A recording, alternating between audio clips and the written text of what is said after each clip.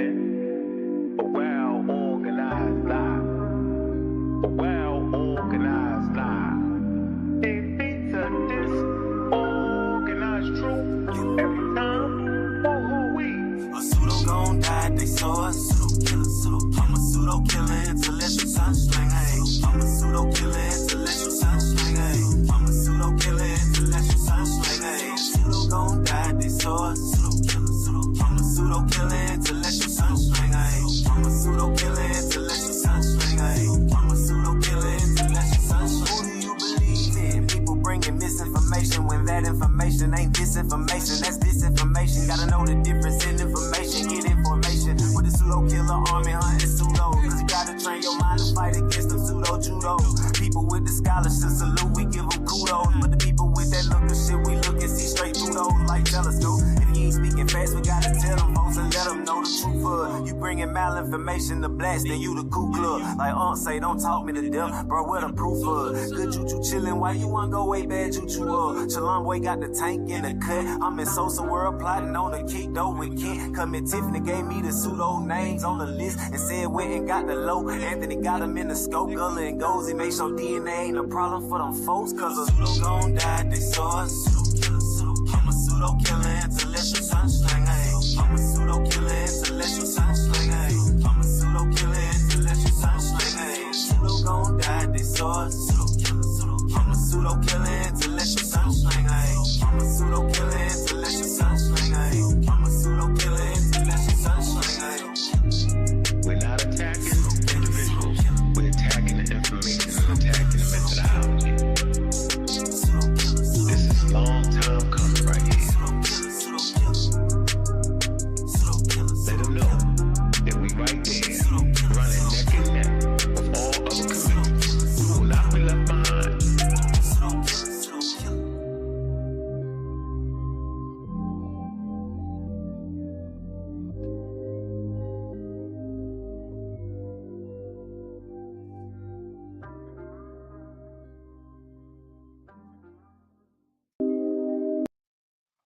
We're not attacking the individual, we're attacking their methodology.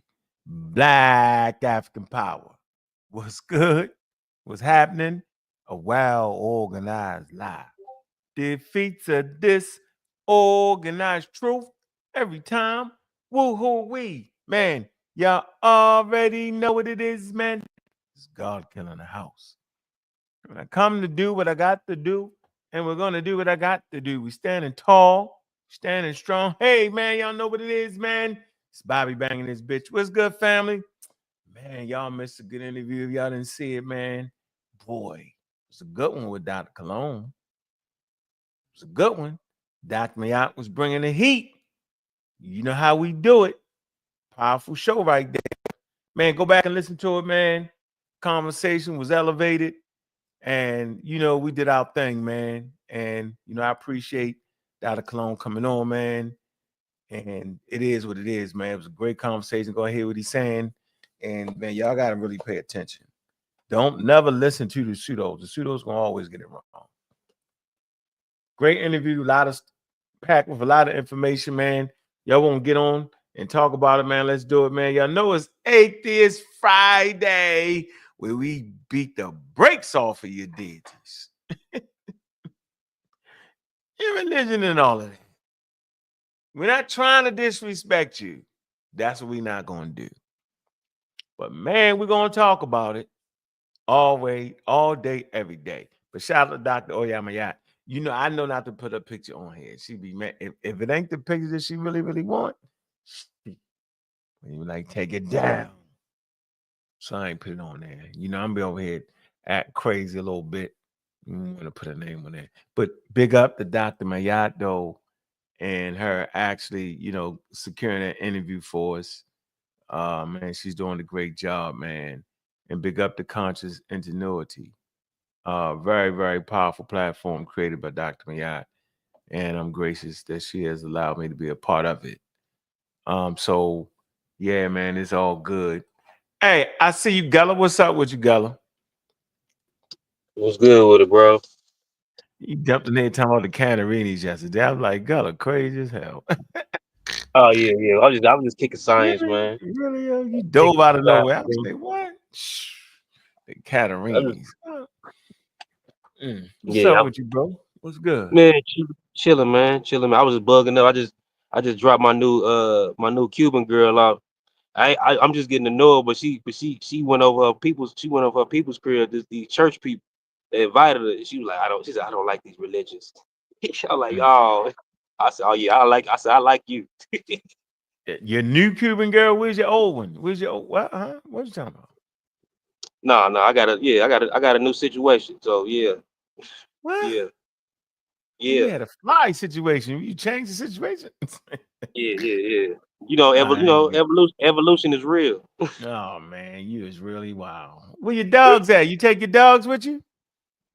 Nah, well, shoot, one of them I gave him one of my dogs died, but one of them I'm giving away, selling. But he say sell them dogs. You're not gonna leave the dogs with me. Yeah, that was an investment. I can always get puppies. I know where they at. Oh, okay. All right, okay. All right. You get a chance to see the interview, Dr. Cologne. Oh yeah, I caught a little glimpse of it. I caught a little glimpse on the What you hip think hop about it? interview. What you Pretty think cool. about it?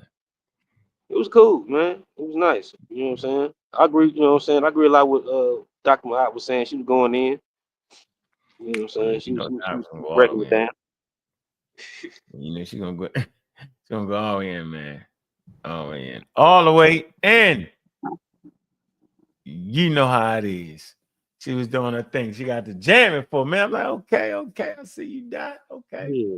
All Yeah. But right. I'm saying some, you know what I'm saying, even though it was, hip hop is predominantly, African American culture creation, you know what I'm saying? But it Mhm. was, you know what I'm saying, some Puerto Ricans and Latin that did contribute to the culture, that added to the culture, you know what I'm Yeah, saying? got you. Yeah.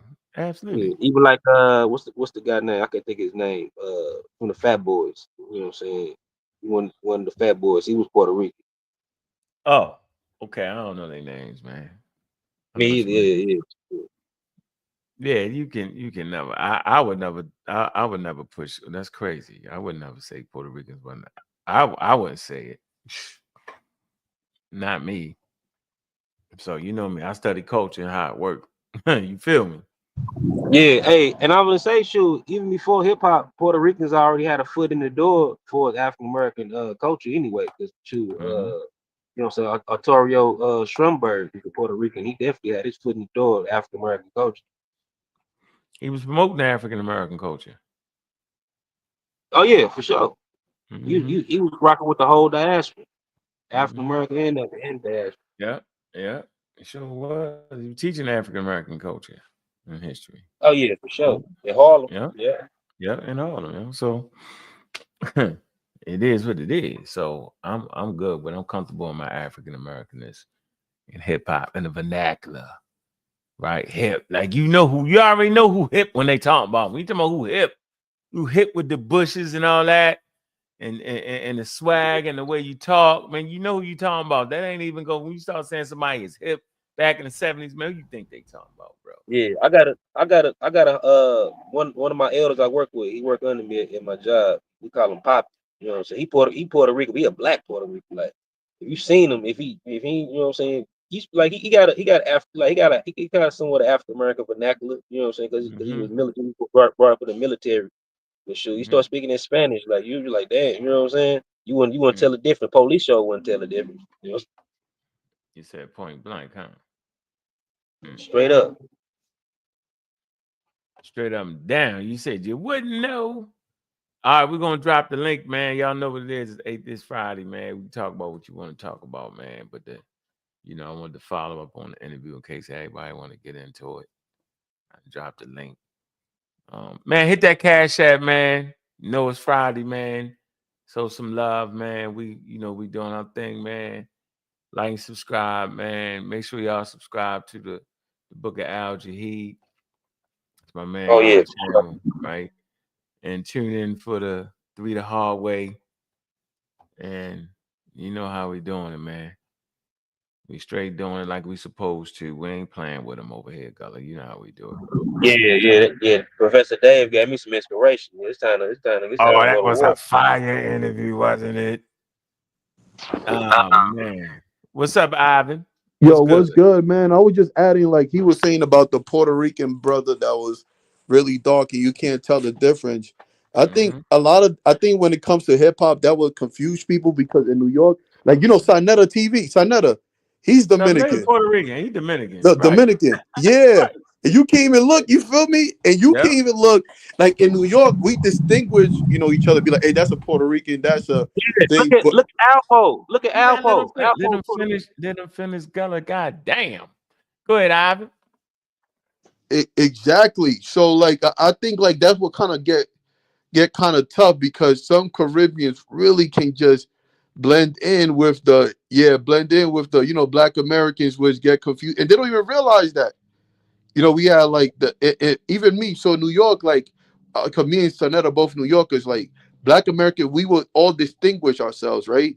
Mm-hmm. So when you go outside of New York, like people just you categorize you Black American. It doesn't matter if you Puerto Rican. It doesn't matter if you Don't there. matter. You Don't Black, matter. Mexican, or white.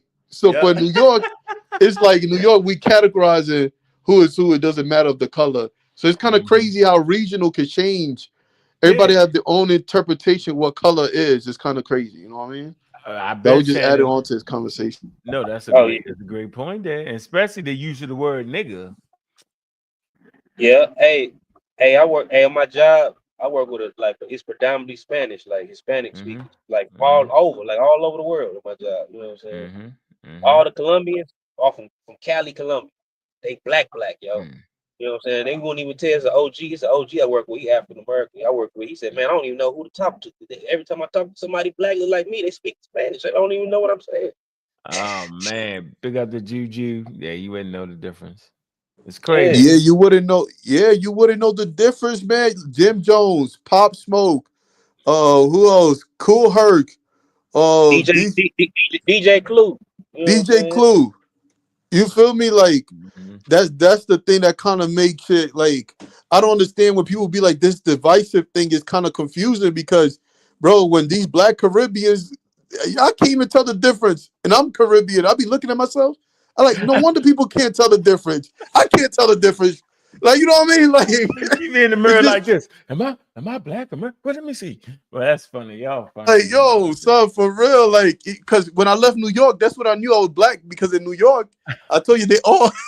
When I went to Colorado, they're like, N word, please. You one of us. I'm like, all right, I'm one of y'all now. Shoot, that's what it is. You know what I mean? That's Hey, hilarious, yo. That hey, is hey, hey, hilarious, yo. my Cuban girl, yo. That's Her nice. name Dr. Kuwait. I'm rocking with a actual professional right now. You know what I'm saying? She's an oncologist, cancer doctor. Okay. Uh, but Got but you yeah, got to interview her one day. oh yeah, for sure. But but No yeah, man. seatbelt. Mm-hmm. I was looking at her family, like her mom and her daddy, like, you know what I'm saying, black Cubans. You know, so I said, your people look like my people. You know what I'm saying? Like my granddaddy Cuban. I said, they look just like my people, yo. You know what I'm saying? She said, yeah. She said, yeah, because she said we African American.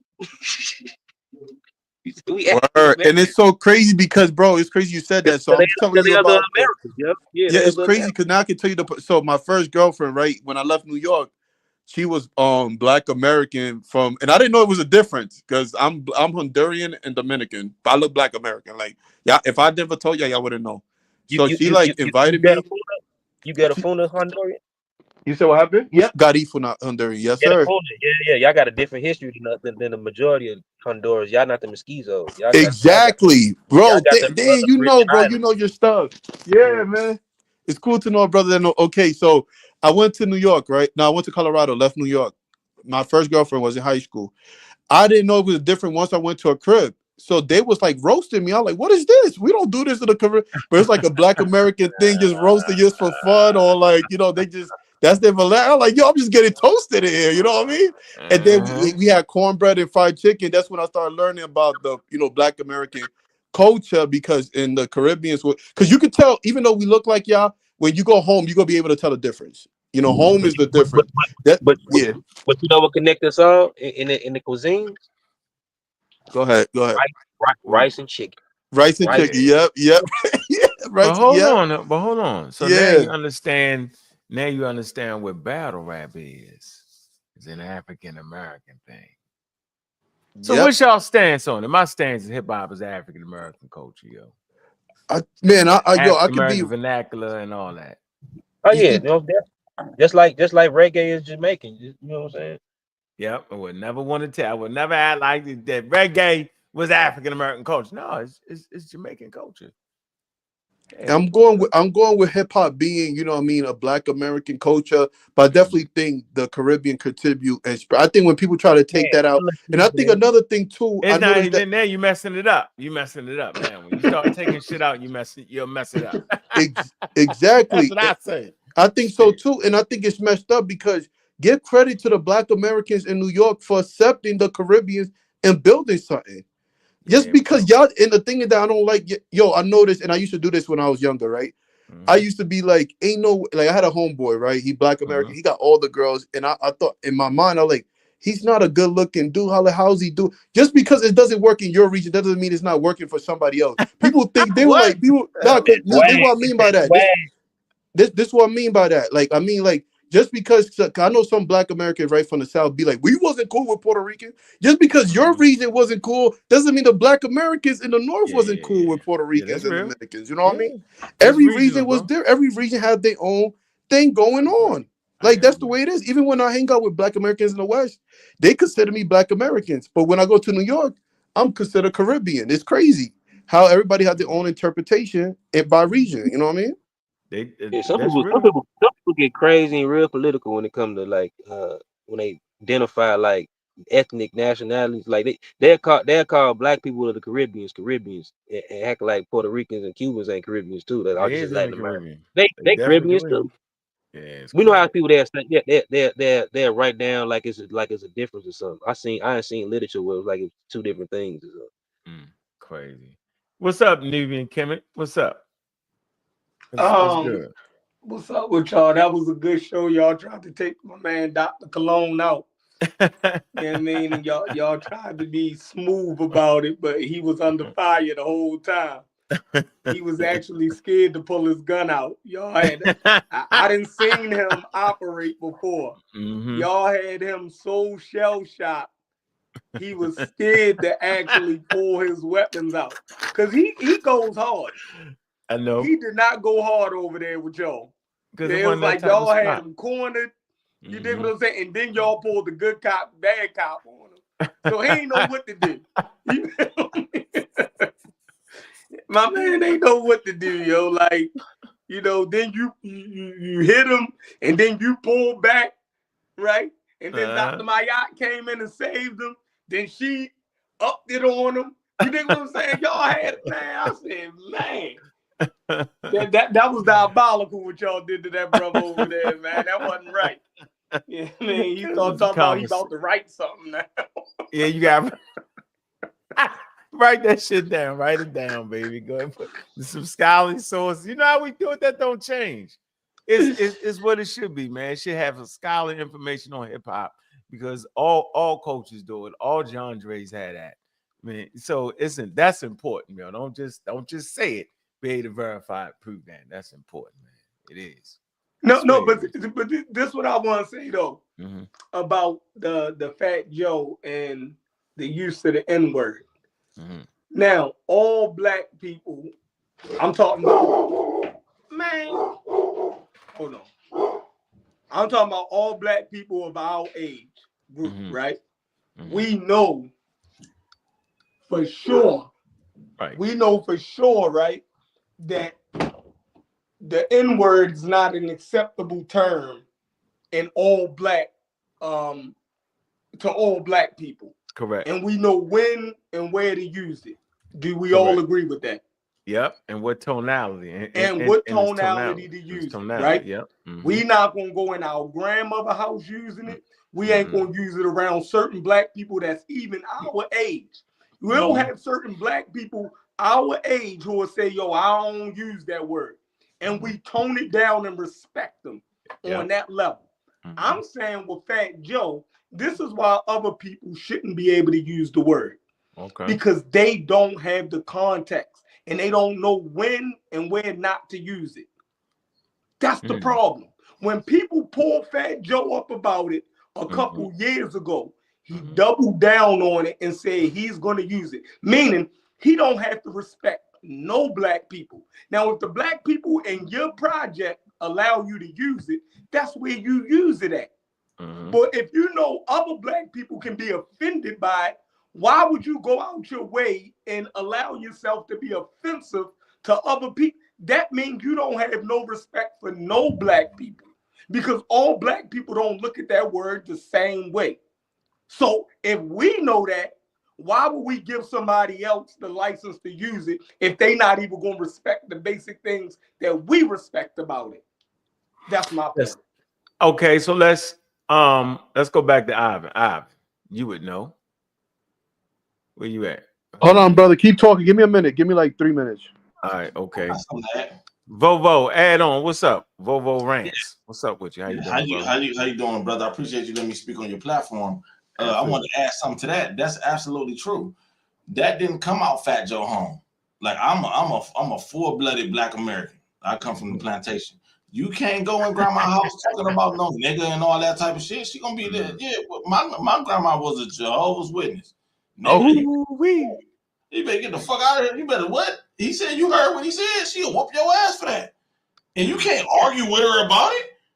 If you argue with my grandma, man, my cousins, uncles, aunties from all over the country, somebody might fly in on you. They might fly in and whoop your ass. You can't argue with grandma about nothing. You know, you gonna at least get a phone call. You know what I mean? Like, hey, why you talking about? Hey, Vovo, you used up your amount of cuss words. You're over the limit now. You didn't cuss yourself out. Now you said what was the oh, y'all was talking about Fat Joe using the N word? I said you used up your amount of cuss words. Ain't no cussing on your platform. Ain't no cuss. You didn't ran out. You used my bad. No, my bad. I'll try to control it. You and your grandmother. Act like you in your grandmother house. Yo, what's the topic? Y'all talk about Fat Joe using the N word? Yeah. Let him finish first, and then I want you to come back on because you from New York. All right, go. Let me yeah. The N word ain't a part of no Caribbean culture. That's not Jamaican culture. That's not Puerto Rican culture, African culture. None of that culture. That come right from Black American culture from the plantation. Period. That's not disputed or none of that. You can't really argue that. Period. That's just you're cosplaying us when you say that. When you call yourself that. That's just what it is. My mother's 70 years old.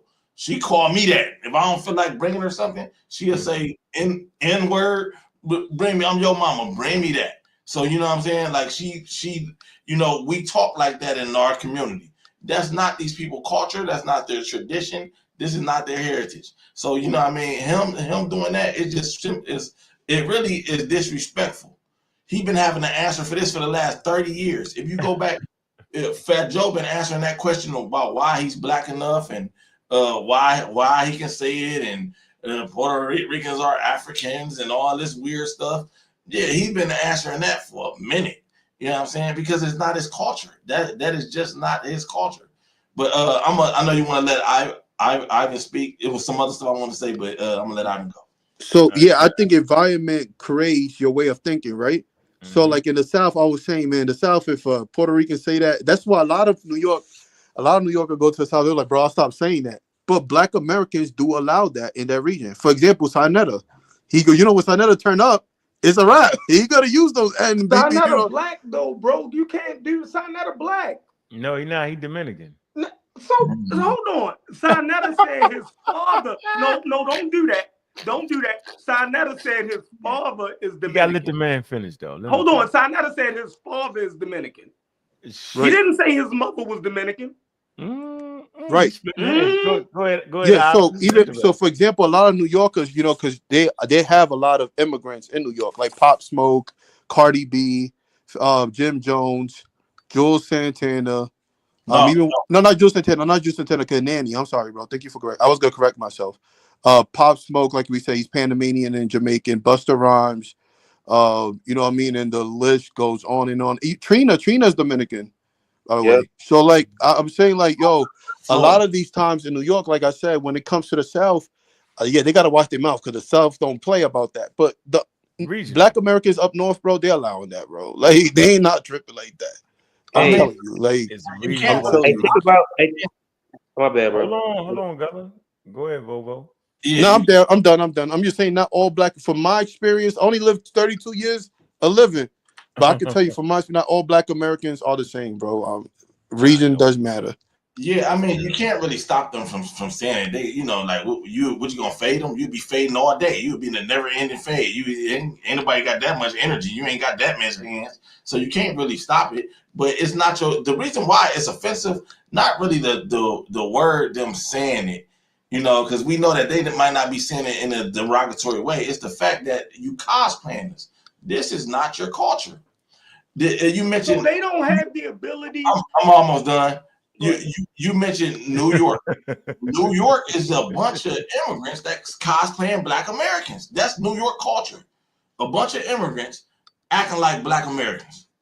So y'all said that you can't stop them. Like it's some type of retardation going on with Latinos. Where if we can stop ourselves from saying it, and it's our culture, y'all saying that they don't have brakes on themselves. Where y'all saying that it's something wrong. If that man is 56 years old and he know that he can't walk around using the N-word everywhere, right? He know he can't go into a church and use it. So we all know it's context to using the N-word. We don't go in the doctor's office and use it, right? We don't go in professional settings and use it. And we're the people who we're given a pass to use it. So if we know it's context to using it, y'all saying that he don't know that it's context to use, then he should never be able to use it then. That's my point. And my point too, when it comes to this too, I don't think Fat Joe was like, be like, hey man, like, yo, Black Americans, let me run with you. There was a set, bro. Black American welcoming people. So they was like, you be like, hey bro, you one of us, this and that. Up north, you one of us, this and that. I know Fat Joe knows if he tell you go south, people are smart. Hey, he better watch his tone. You know what I mean? I think he knows. You know your environment too. You know where to check yourself and when to go a little. You know what I mean? Where your tribe is at. Meaning, you know what I mean? So, but I don't know, bro. I live in Houston, bro. Like, Mexicans say nigga all the time, right? Like they act like niggas and everything. Bro. Now, see, that's a little different. Hold on. See, I don't know. Now, that's a little different. That's a little different there. I'm not gonna lie, it does feel nasty when Mexicans say, yo, even me coming from Caribbean, it feels like it just feels, bro. I know you're gonna say something crazy like that. I'm just saying, you got Mexicans, that's mostly mosquito. You guys Mexicans that look a little bit more Spanish. We don't want to hear that. But Fat Joe puts white on everything. If Fat Joe identifies as white, then why? Would y'all accept Eminem saying it? No, Eminem. You see, and I agree with y'all. You know why I said that? I agree with y'all. I think it's because my biasness coming from you see, it's a biasness when it comes, because y'all right. It should be the same, but I guess coming from New York, it's a biasness. You know what I mean? Yeah, it's a regional, and I can recognize that there are regional differences in conversation. Y'all just gotta admit that. And so, in the Bronx, right, New York, that's not a big deal. It's not earth shattering. If you take the same group of people and move them down to Mississippi, then somebody might get shot up. Yeah, good point. Yeah, they get it checked. You know what's crazy? So I had you know what's funny when you said that? I had a Puerto Rican friend, right? He was running using the N-word in New York. He went to Mississippi, like you said. He never used that thing again. He like that N-word ended right there. You know what I mean? People a little bit darker in the sip. They're a little bit darker. They like looking like a white. Yeah. So y'all remember the wrestling group, the Harlem Heat? Y'all remember them? Well, Booker T and them. Yeah, that's my favorite wrestler, Booker T. Yeah. Right now, he called Hulk Hogan. Yeah, Booker T called Hulk Hogan a nigga. Listen to this. What? It slipped out. It's crazy. You can pull up the clip. It slipped up. He actually grabbed his mouth on TV, meaning, I know I ain't supposed. That slipped out. You don't supposed to say this word in public in certain audiences. I'm saying, how do we know this, but they don't know it? He do know it. That's what I'm saying. So but he was in the barbershop in Brooklyn. Wasn't he with a barbershop? Exactly, but he got pulled. That's not the first time he was pulled But up they about not. this. How come they ain't say nothing to him? No, hold on. A couple years before the COVID, right? He was on another platform. They pulled him up about it.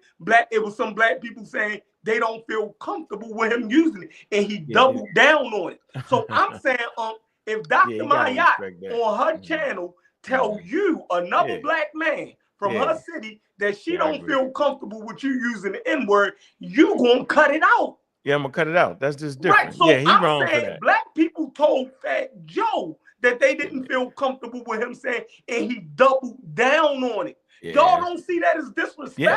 Yeah, I see. If it went that way, it's disrespectful. That's what I'm saying.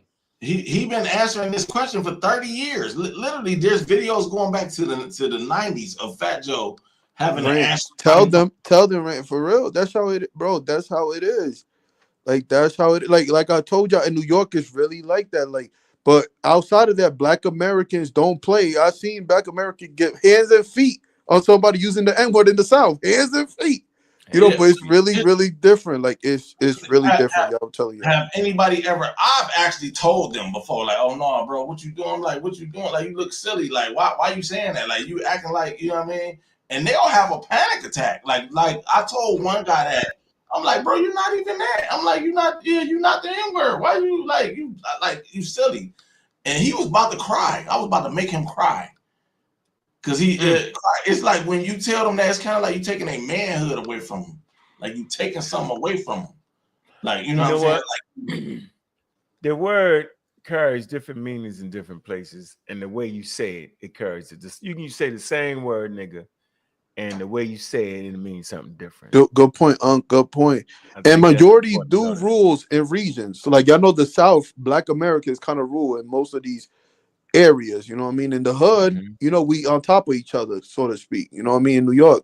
So like, you know, so minorities basically rule the area, whatever minority it is, you know what I mean? And they decide what goes on in your hood. That's basically how the hood works. Why do they want to be that though? That's the question. Why do they want to be an N-word? Well, you know, you make a good point, but you know, with music and stuff like that, it's kind of like globalized to be cool, and you know, hip hop, you know, all of that good stuff, man. Unfortunately, I feel like it's too late. You know, it's out of our hands now. You know what I mean? I like some white songs, like some white artists. I ain't never wanted to be white. I ain't never. It ain't. It's a cosplaying thing. It's an obsession, actually. But hip hop a culture though. It's a culture, yo. It's African American culture, yo. Yeah, I agree with Unc. It's a culture more than a cosplay. It's a culture, man. That's why they gotta act like a black man. That's why they gotta go yo, I'm the N-word, because it's black culture. It's black culture, yo. Nobody argue that. They say that's always been like a shield. You know what I mean? That's why I don't know why everybody got so upset. I know it's important to protect your culture, right? But you don't got to get upset about it. I was comfortable with letting Dr. Cologne say his piece because I felt like he was going to offer something that I wasn't familiar with. So I appreciate his conversation, right? And I just was waiting for it. You're going to always end up at African American culture. You know, language. I made it clear. Language is culture. African American vernacular. Who the hell? Hip hop. It's right there. Who the hell is running around being hip? Hip come from who? Who being hip? Who hip? Everybody want to be hip based off of what? Being around African Americans in the 60s was hip. The hippies wasn't saying it. And they was hippies. They wasn't saying it. No, the hip, you want to be the in crowd. What? The smooth, the cool. Because one thing about African Americans, you can be broke as hell, yo, but you're going to be the flyest, coolest thing in the room with no money. You're going to turn that little crazy party into the greatest place you want to be at. You know what I think too, Unc, though? I'm not going to lie. So even with hip hop, this is just my opinion, probably going to be far-fetched. Everywhere that black people go, they're gonna gravitate to dark people, right? Black people. It doesn't matter where you go. You go to Europe, you see a lot of people just looking for your fellow black people. You know what I mean? So I feel like in New York, like the Caribbeans, like I mentioned, a whole bunch of rap Caribbean black. We just mentioned a whole bunch of them. You know what I mean? Yeah. So they gravitate to, and I felt like the white Puerto Ricans or the white Caribbeans, they looked at it like, yo, is the black Caribbeans doing it? We could do it too. You know what I mean? Because you gotta gravitate to a person that shares your pheno or look. That's how it is. Like even when I tell you I go to Colorado, you know I'm Caribbean, but everybody think I'm Black American. They automatically put me in their group. They're like, you one of us. Like You know what I mean? Oh, Or yeah. even when I was in Colorado, I was in jail when I was 17 or whatever.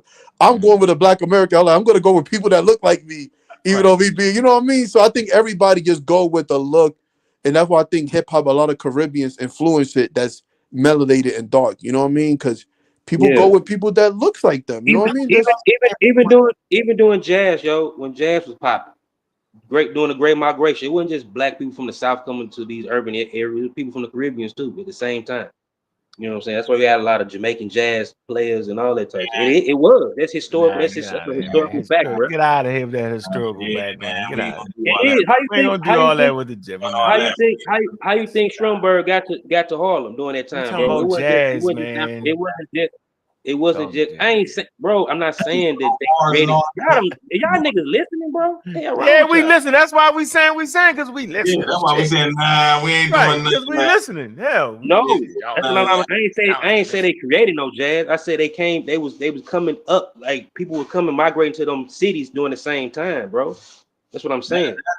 listen, man. He'll Listen, say, ain't he'll They say always we been there. listening. Like motherfuckers always been intertwined with Caribbean cultures. Like Malcolm X mama's from the goddamn Caribbean, and she's I the know we hear product of this the Great every day now. Migration. I'm trying to People hear from the that Caribbean. every day now. I'm trying to hear that every day in these conversations every day. Malcolm What? X mama from the I'm Caribbean. just saying, Yeah, people. so It's a mixed what? up. People ain't a monolith, bro. People So get mixed what? up. Yeah, we talk about Motherfuckers were coming from the Caribbeans when your ass was on a plantation too. Man, you gotta who? stop good cussing, point. Bella. Good Come on, point. Bella. Who? Come up with Even who? when he was saying about my Garifuna People people, get right? traded in from the So Caribbean too. Hold on, my Garifuna people, right? For example, right? brother. We're Hold on, we brother. black people, right? We For the didn't Who most that? part, we color people. Even this in one the islands, when we go to the Caribbean. islands, You want no we do anything that people that look like. So we mix with we with the Hondurians, the light people. You know what I mean? And we don't do nothing they do. Guess what we following? Jamaican music. You know, Guyanese music, Black American, anybody that look like you gotta y'all go to Germany, y'all go to Europe, y'all gotta look for people that look like y'all. It's just the way it is. In the culture. They amalgamate. That's what I'm saying. That's why I said during the Great Migration, when the Caribbean people were migrating into them urban cities at the same time, African Americans they were in the blending and amalgamating into the dominant culture of the areas they was going into. That's Which just is a fact, African bro. American culture.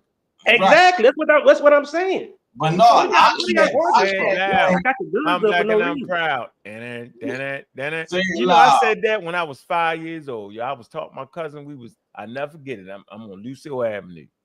All right, Lucille. Everybody know what Lucille Avenue cross from with not Luckman Park. Damn, with Lucille Park, right? And we sitting on the bed, and I was like, and my cousin might have been a little bit darker than me, just a little bit, not much.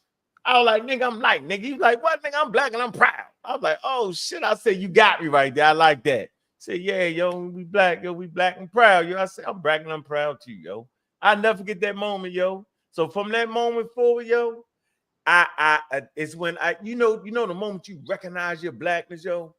See, you know what I'm saying? Everybody had their moments. So I was 5. I was like, yeah, I'm black. And I knew what it meant. You ain't had to sit and talk to me. It's just the way Shorty brought it to me. Big up to my cousin, man. He ain't with us no more, yo. Sean Love, yo. Big up to him, yo. That's that moment right there I had, yo. So black ain't even got nothing to do with being dark skinned, right? Ain't got nothing to do with being light skinned. You know what I'm saying? It's a collective group of people, yo, that went through the horrors, right? And we took something that was negative, we made it a damn positive, and everybody gravitated to it, yo. You know what I'm saying? So I'm gonna always be black and proud, and I say it for political reasons, right? I'm an African American. You know what I'm saying? I love our position. I think sometimes we are afraid to be successful and too afraid to admit we are successful.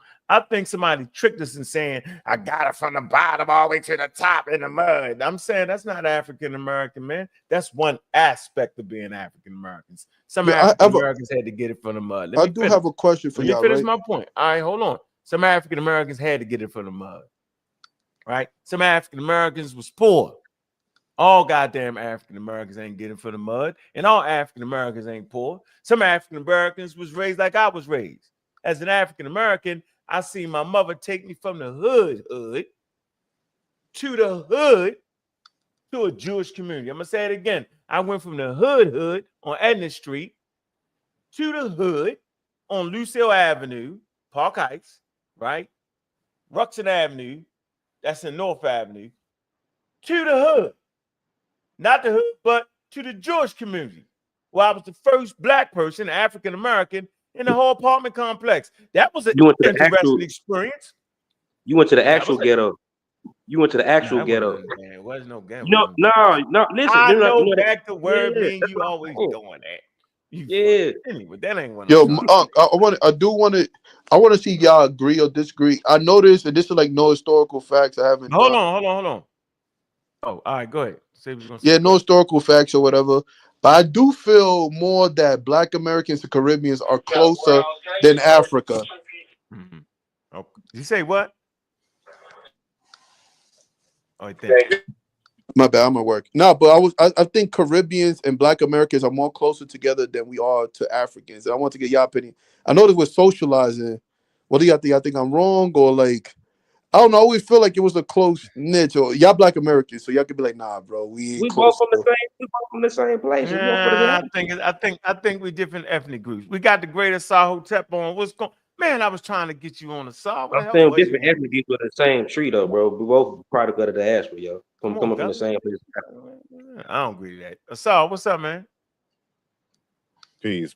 I didn't get your message until just now, and Right. that's because I had to leave what y'all were doing because I was interviewing a guest for my show.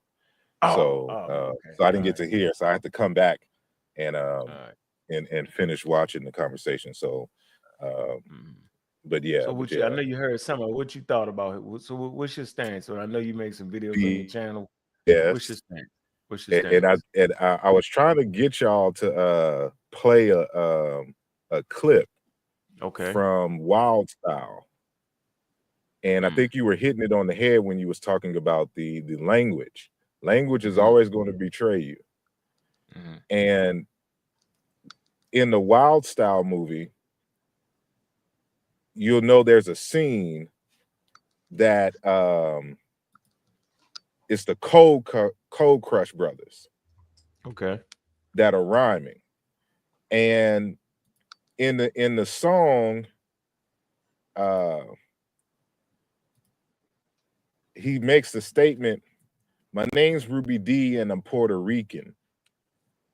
But then he says, "You might think I'm black by the way I'm speaking." That's a critical rhyme that he's saying there. Critical. Because I wish I'd have had if why would we mistake you for being black by the way that you're speaking? Because you're speaking African American vernacular English, not just regular, is not just English. It's an emphasis like we black in speaking versus somebody else who may be speaking English words. But he clearly states, "My name's Ruby D and I'm Puerto Rican. You might think I'm black by the way I'm speaking." And because Dr. Cologne has tried to use that as evidence of Puerto Ricans being present, and developing hip hop. And I'm like, just like y'all said, we don't deny that in the latter early stages, because when you're talking 50 years plus by now, the 70s or late 70s are still early. But they were coming to the African American parties. They weren't creating, there was no Puerto Ricans creating park jams and everybody was going. And even if you did, what music were you playing? There's no rap in the beginning. It's only soul, jazz, and funk. That's all that they were playing. And this is why I have these conversations, and I'm like, I know this is a debate. So, that hip hop really doesn't start in the Bronx. Hip hop starts in the South. And some of those shit. What? Hold on. What? You always got something, boy. Listen, when you like Michael Wayne's TV is a good, wish we had better interviewing skills, but it's a good channel. And he's interviewing these people, right? And they're telling you, It's like, all one of the great. people that they say really is the starter of all this is Disco King Mario. But Disco King Mario is from North Carolina. Mm. And he was watching his older brother, who is still living, DJing in North Carolina. He came up to the Bronx doing what he saw in North Carolina. You'll see another interview of like DJ Faze saying, you know how hip hop started? Because we was trying to emulate Here Comes the Judge. That came out in 1968. Here Comes the Judge is by Pigmeat Markham. Where is he from? North Carolina. You listen to, and I have a whole bunch of clips ready where, for example, everybody's big upping James Brown, saying really James Brown is the beginning of hip hop. They're calling him the first B-boy, the essential sound, the swag, the attitude, all of that are them imitating James Brown. That's Georgia. But even that sound that he is known for is just second line jazz music, street jazz music out of New Orleans, and marching band music in the South from HBCUs. So when you understand that the culture already existed, they just took it to another level in the Bronx. All the elements, New York created nothing. So they mixed that pie together, huh? Took them elements, huh? They just it's just focused. The graffiti art starts here in Philly. Oh, you got a take on it. You haven't interviewed Dr. Cologne yet, right? Dr. Cologne and him need to debate. No, hold on, wait. No, let me ask you. Sorry, you haven't interviewed him yet, right? No, I have not. All right, good. We get him on your platform for you. I think it'll be a good one. You and now hold on now. You say some wild shit sometimes. I'm always with the source. Damn. But this right here is interesting because you got stuff like and I'm gonna tell you why it's interesting. You got say like the Memphis Jug Band, stuff like that. You got some sounds now. You got some things. It would kind of make sense. You know what I'm saying? That people would migrate. They would take culture with them as they migrated north. So I ain't tripping off that. And I gotta look into that again. I ain't gonna let you pseudo-rise me, Saul. But that's hold on, because I just posted like while y'all was doing y'all thing, a show that I just did premiered. So of course 10 people watched it, but you know it'll become 10 million over time. But in the presentation, for example, do you mind if I share my screen? Yeah, of course. Go ahead. Yo, I'm learning a lot. I ain't gonna lie. I didn't know. I just say this one thing. Don't listen to a side. He'll get you on something. Don't get the whole debate is like the brother said. Black Americans been doing this stuff. African Bambaataa just put the term hip hop on it, and that's where the whole debate. That would messed up everything. Assad like to do some deep root shit. I'm gonna tell you right now. But I'm not really tripping off what you saying is, right? Because you do got you got some music genres that ain't up north thing. It's just not. You got a lot of you. It's just not.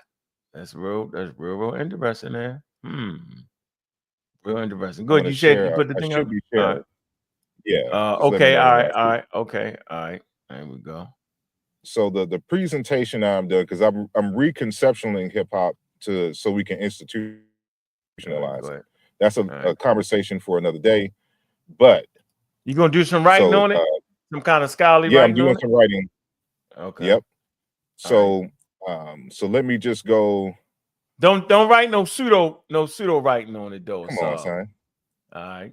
Like this is a text, because I'm trying to say that the problem with why this is part of the problem why this is even an issue is because we keep changing the name of stuff that we've created. So it makes it seem like it's something new. So like, for example, like if you call something soul music, you'll think it's different from jazz. but that's not how it was historically. So, for example, this is a text by Dr. Emily J. Lordy, The Meaning of Soul, Black Music and Resilience Since the 1960s. She starts from the first chapter.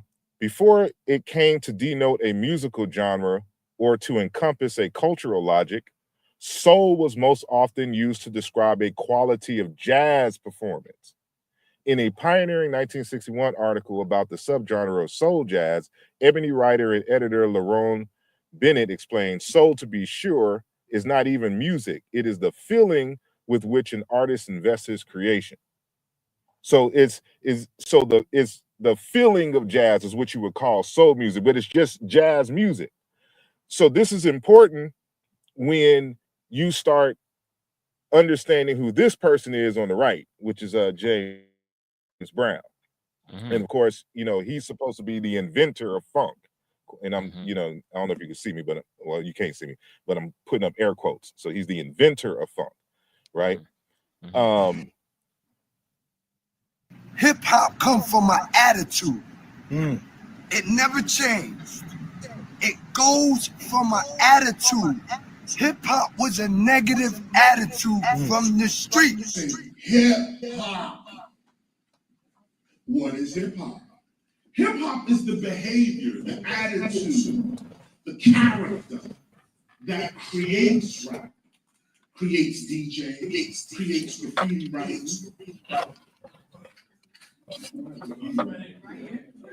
Yeah, I don't see it. Okay, right. Just gauge. You will see graffiti writing, and I'll tell you why these are out here as well. But this is what hip hop is. It is not graffiti writing. It is not rap. It is not DJing. It is not beatboxing. It is the attitude that produces these things, these events, these performances. And I wanted to, because this is why you always have to start the conversation of what is hip hop. If they are the creators or contributors, what is hip hop? And we're telling you it's this attitude, it's this swag, but I connect this in the larger context mainly because of the civil rights movement, because of the attitudes that the young folks was having, the courage and audacity to protest in the way that they did, because they were tired of the shenanigans. And so this, coupled with the Vietnam War, the poverty and everything, everybody started having this attitude, and it expressed itself in the music. But I want to play here Rakim talking about the swagger of James Brown and where this stuff comes from. What did James Brown mean to you, and what do you think James Brown means to hip hop? I used to sit down and listen to his records like, yo, what was this dude doing back then, man? What was he on? He was on a whole new planet, man. And to take what he did then, that was like the beginning of hip hop, man. The vibe that he came on, the beats, the horns loud, the dancing, the screaming, you know what I mean? It became swagger, you know what I mean? We took what he was doing and it became swagger to the point where somebody could take that and use it somewhere else. You know what I mean? As far as what James Brown brought to the game. You know, if he was a basketball player, or you know what I mean, we took it and brought it in the rap. You know what I mean? You know, James finished doing what he's doing, get his band come out, throw the cape over on top. And that was gangster right there, man. You know what I mean? So, you know, he meant so much, man. We didn't really understand until he was gone.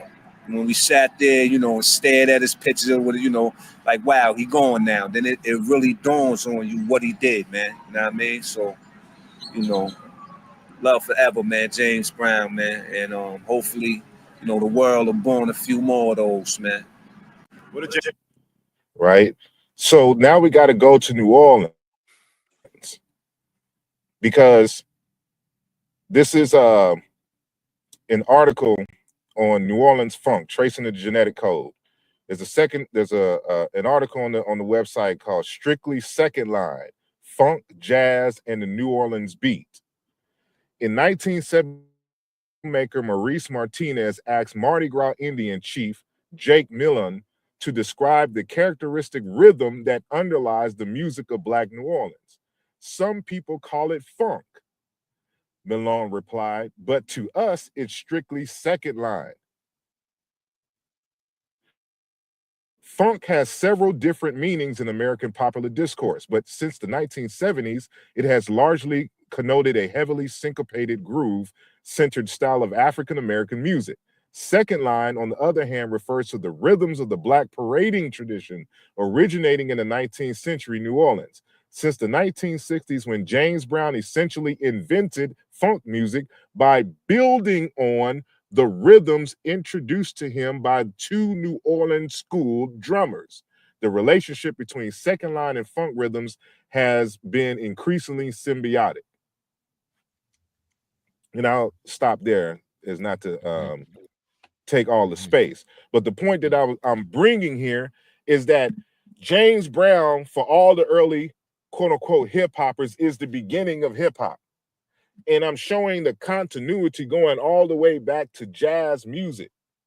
Whether you call it jazz, whether you call it soul, whether you call it funk, it is all the same. Now you change it later and call it hip hop.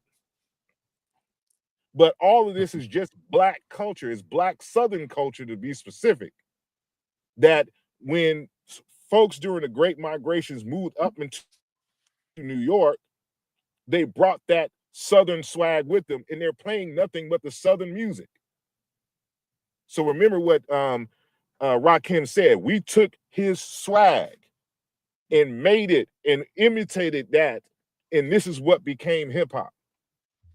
And so it's hard to get this idea that Puerto Ricans were all up in Georgia, we're all up in North Carolina, we're all up in New Orleans. You ran them out of there. Was all in Mississippi. Oh, you went down south on them, like, yo. It's just African American culture, period. Yeah, period. That's all I was saying. I ain't arguing nobody on that, bro. Come on, man. It's African American culture. This is why the conversation doesn't go anywhere, because people, it's the New York Flim. Now we know about the New York Flim Flam, just dealing with the conscious community and these damn debates. Oh yeah. Exactly. But this is exactly what goes on even in this debate. It's just the New York Flim Flam. New Yorkers thinking they invented everything, and it just came out of thin air. Like there's no history behind it. There's no, all your people are saying they're imitating all these Southern funk soul acts in their swagger, but y'all invented something.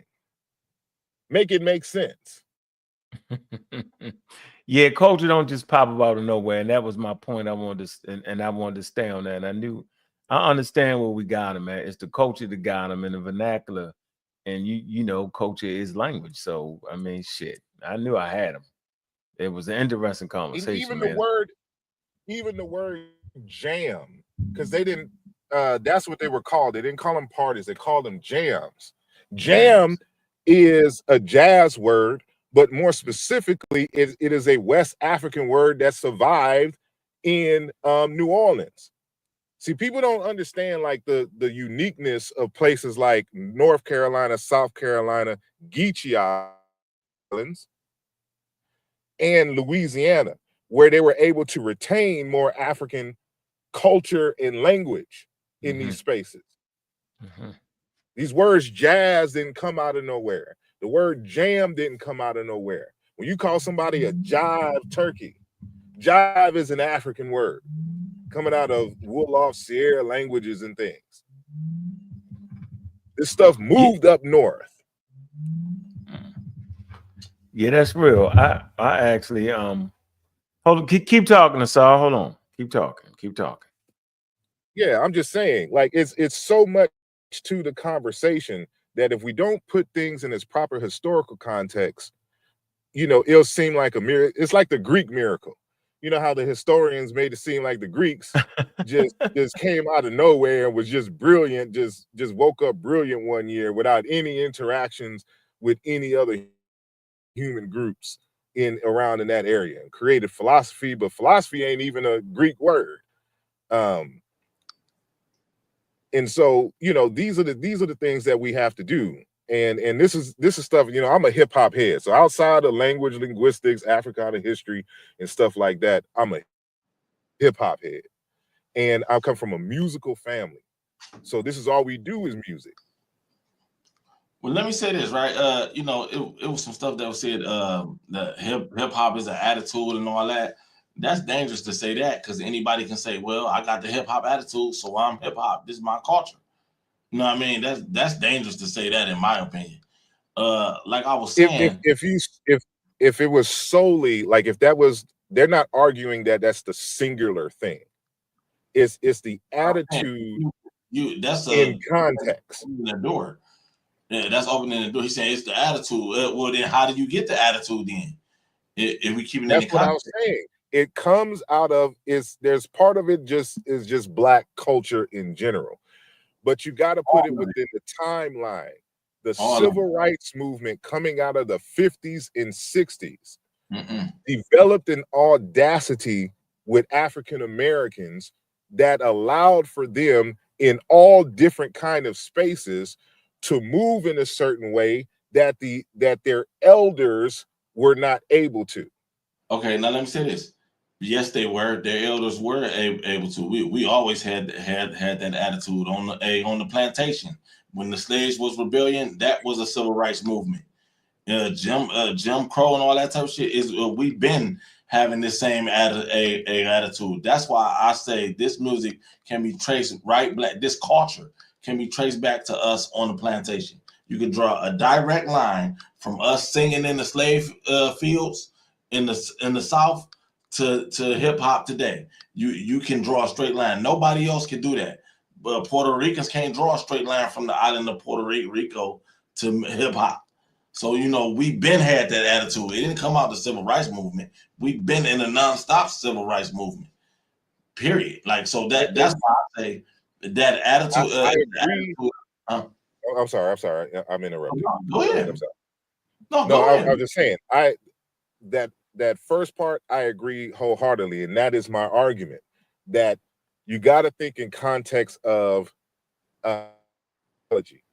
continuity in culture over time, and so all of this stuff traces to these fragments coming out of the South, of course, coming out of the slave traditions.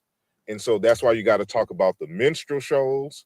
You got to talk about the marching bands, especially the Black military marching bands, because this is where a lot of this stuff from, like the drum set is an African-American invention. Because of the way we organized the drums in New Orleans, you created a particular sonic sound that was separated. You had to have a whole bunch of people playing the drums in these other traditions, but it's the African American, I forgot his name, it's in my slides, who created the drum set. And this is where you get this funk stuff coming, because everything is nearby and is being played by one person versus a group of Congo players and the like. What I'm saying is that, of course, there's an attitude, because it's just a natural way, it's just a natural swag that just Black people got in general, right? But the way he's saying, anybody can adopt that attitude. You can't adopt that attitude. You can't come from, you can't be a Puerto Rican and be hip hop, in my opinion. That's not necessarily. I wouldn't say that. I'm not going. Yeah, you you can't come from an anti-Black culture and be hip hop. Hip hop is inherently pro-Black. Period. You can't come from a culture where you talk about lighting up the race and better the race and breed into white. You can't be white, and 80% of Puerto Ricans consider themselves to be white. So you can't really be hip hop. You can't immigrate You can say that from a population standpoint. Mm-hmm. Yep. But on an individual level, like I grew up in Houston, Texas. There's an artist out there by the name of Paul Wall, white boy. I went to school with him at the University of Houston. Me and him took an accounting class together, right? He's not one of them white boys that he's white. He knows he's white. You're not gonna catch him saying the N-word. He's not a Fat Joe, N-word this and N-word that. He just grew up in North Houston, where it's nothing but just country ass black folks. And his speech is like that. And his taste, he married a black woman.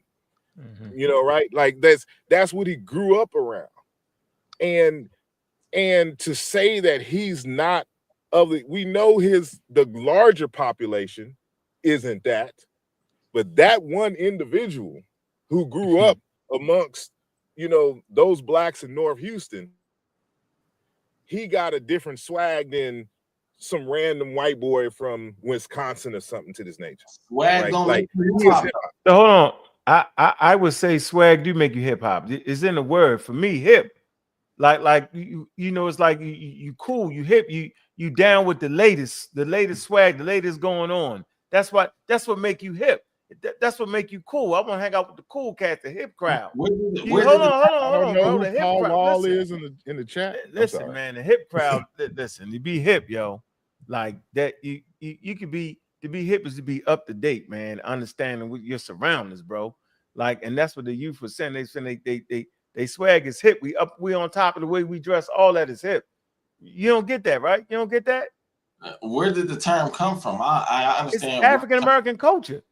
No, where did the term hip? Now the term hip itself, again, is one of those African retention. Now, hip hop, the mythology is that was it Lovebug Starsky or Cowboy? From Africa Bambaataa. It wasn't from Africa Bambaataa. It was from either Lovebug Starsky or Cowboy. What's his name? That they were doing it live, and an individual was going to the military, and they was using the military cadence to kind of send him off. Like so that's. And so that was just at first a chant, but then it became known like somebody took that as and named the culture. So yeah, but he didn't come up with the term.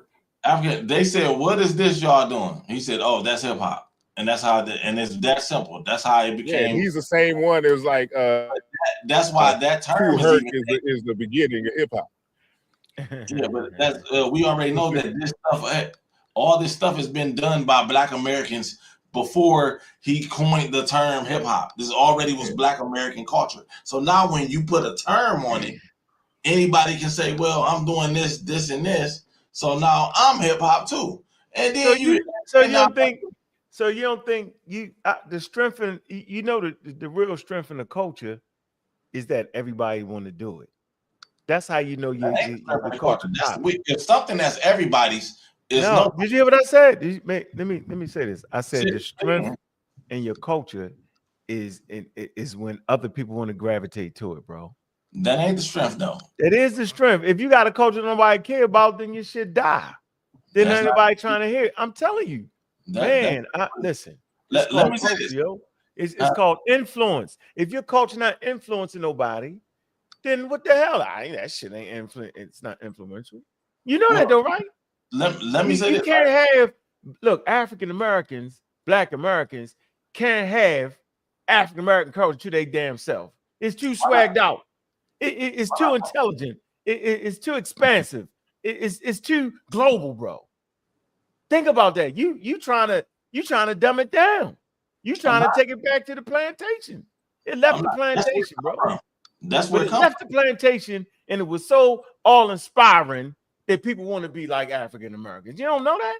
Okay, yeah, I know that. Yeah, but you're trying to say that African American culture can only be practiced by African Americans. Then that wouldn't be culture. That'd be some bullshit. In that same vein, it's just like how African Americans can practice European culture and have a European mind. Listen to what I'm saying. You can act like some. If I act like a Chinese man, that don't make me Chinese. Period. That don't make you Chinese. Huh? That do not make. I'll never be a Chinese man. However, unless there's two components to identification. There's who you claim to be, and then what the community community Say you claims you to be. Mm-hmm. Now, if you learn Chinese, respect their ways, know the culture and history, they may adopt you as Chinese. Yeah. It won't make you, but Chinese is not a genetic thing anyway. Group. It's a cultural thing. It's a mind. It's not genetics too. In science we don't speak about populations in that way. Like there's no genetic Chinese. Before we get into it, genetics and all that, they could adopt me as Chinese and they can love on me and all that, but I'll never be Chinese. Go back to your point though. You was trying to make a point though. No, yeah. What I was trying to say when you said it's everybody's and all that. No, something that's everybody's is nobody's. That's not true. No, hold on. I'm gonna go like 10 seconds if I could. I got a perfect example. Bro, my fault. Go ahead, bro. A public restroom that belongs to everybody. Mm-hmm. That means it's nobody's. You don't respect the public restroom. It's not the same as your restroom in your house. Your restroom in your house, you decorated. You got your little magazines and your charger right there by the toilet and your ashtray where you smoke. A public restroom, you want to go in there and do your business and go because it belongs to everybody. So something that's everybody's belongs to nobody. I didn't say that. That's not what I said. I said everybody can practice African American culture. That's what I said. Yeah, it has nothing to do with who it belongs to or what it is. It's a culture, and the cultures are fluid, and other people add to the culture. That's why it's culture.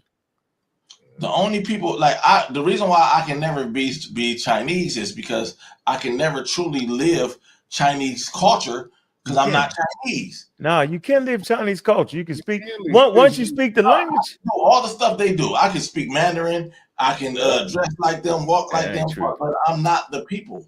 See, if you don't got to take the tough time, historically, genetically them, but if you speak the language, you adhere to the traditions for which they respect.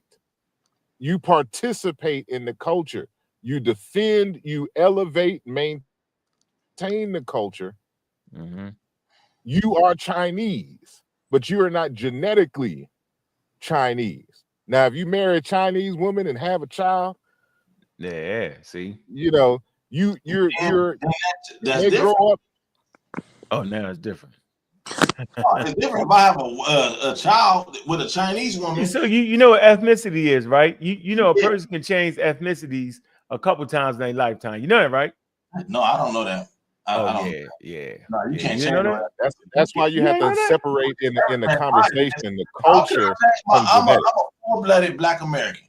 You say you full-blooded. How do I change my ethnicity at 38 years old? I would love to hear that. Because sometimes I want to full-blooded. Full-blooded. What the hell is a full-blooded? Meaning all African blood? What you trying to say? No, I'm a full-blooded foundational Black American. All of my ancestry trace back to the plantations here in the South. All of them. Man, I'm FBA, but I'm a final boss African. That's what FBA is. What happened? But hold on, we're getting distracted because in the trolling that no, let's not troll. Vovo was making a good point. If Vovo was to move to China, Vovo could have even been born in China. No Chinese would ever call him kicking no doing like that, Chinese. man. Chill out, man. Hey, mulatto. Well, I'm calm. Chill out. No, I'm calm. Dove in here. No, but you dove in here. Come on, man. I didn't dive in. I was trying to get it back on track to the conversation. Now, how you gonna get my show back on track? I'm on. Well, track. you should This do is it then, what I brother. to do. Also, maybe I should put you off. Maybe I should show you till you get some respect of African American culture. If you want to be emotional, all right. Yeah, I want to be emotional. Let me emotionally put you off. There you go. See that? Now I'm gonna put you back on because I'm African American. See what I'm saying? But calm down, bro. Y'all the final boss African American. I'm just a Black American. I'm come from the plantation. All right, we're gonna let mulatto rights activists get on here. Go ahead, brother. I appreciate you passing me the mic, and it'll be brief. See how that worked, though? See how that worked, though, right? Yes, thank you. There And you go, to the point, Vovo was making what he said was irrefutable. Vovo could even be born in China. I've been to China myself.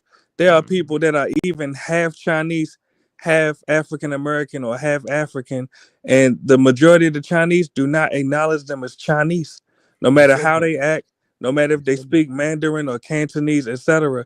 So back to the hip hop discussion, I don't know why so many African Americans or U.S. freedmen are so compelled to try to include other ethnicities within our culture, as if we have not learned from jazz and rock and roll being literally usurped from our communities by other ethnicities.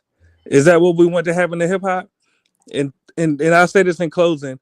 If we keep this up 50 years from now, our great grandkids will think that hip hop is a Puerto Rican or a Latino art form.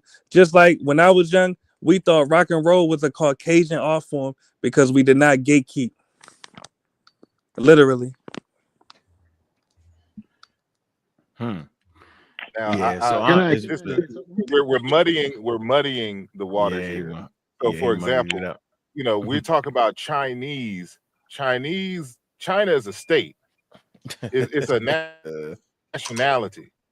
They have different ethnic groups in China, right? Different cultures and the like. Sure do. They're not Chinese. But just because you practice or involved in some aspect of hip hop culture does not mean that we're equating that you are now African American. Nobody's making that equivalent. But if it's our culture, if this is our culture, if hip hop is our culture, you can't really be hip hop unless you are the people. You have to be the people to be of the culture. You have to go through. You can't just pick up the cool parts of a culture and be like, yeah, I like this, and this, and then that's your culture. No, they don't have to go through the tough times of the culture, so it's not your culture.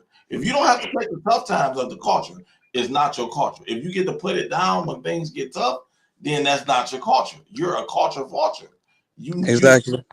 You're nitpicking the part. So y'all, so you saying I get it. So you basically saying you can adopt Chinese culture though.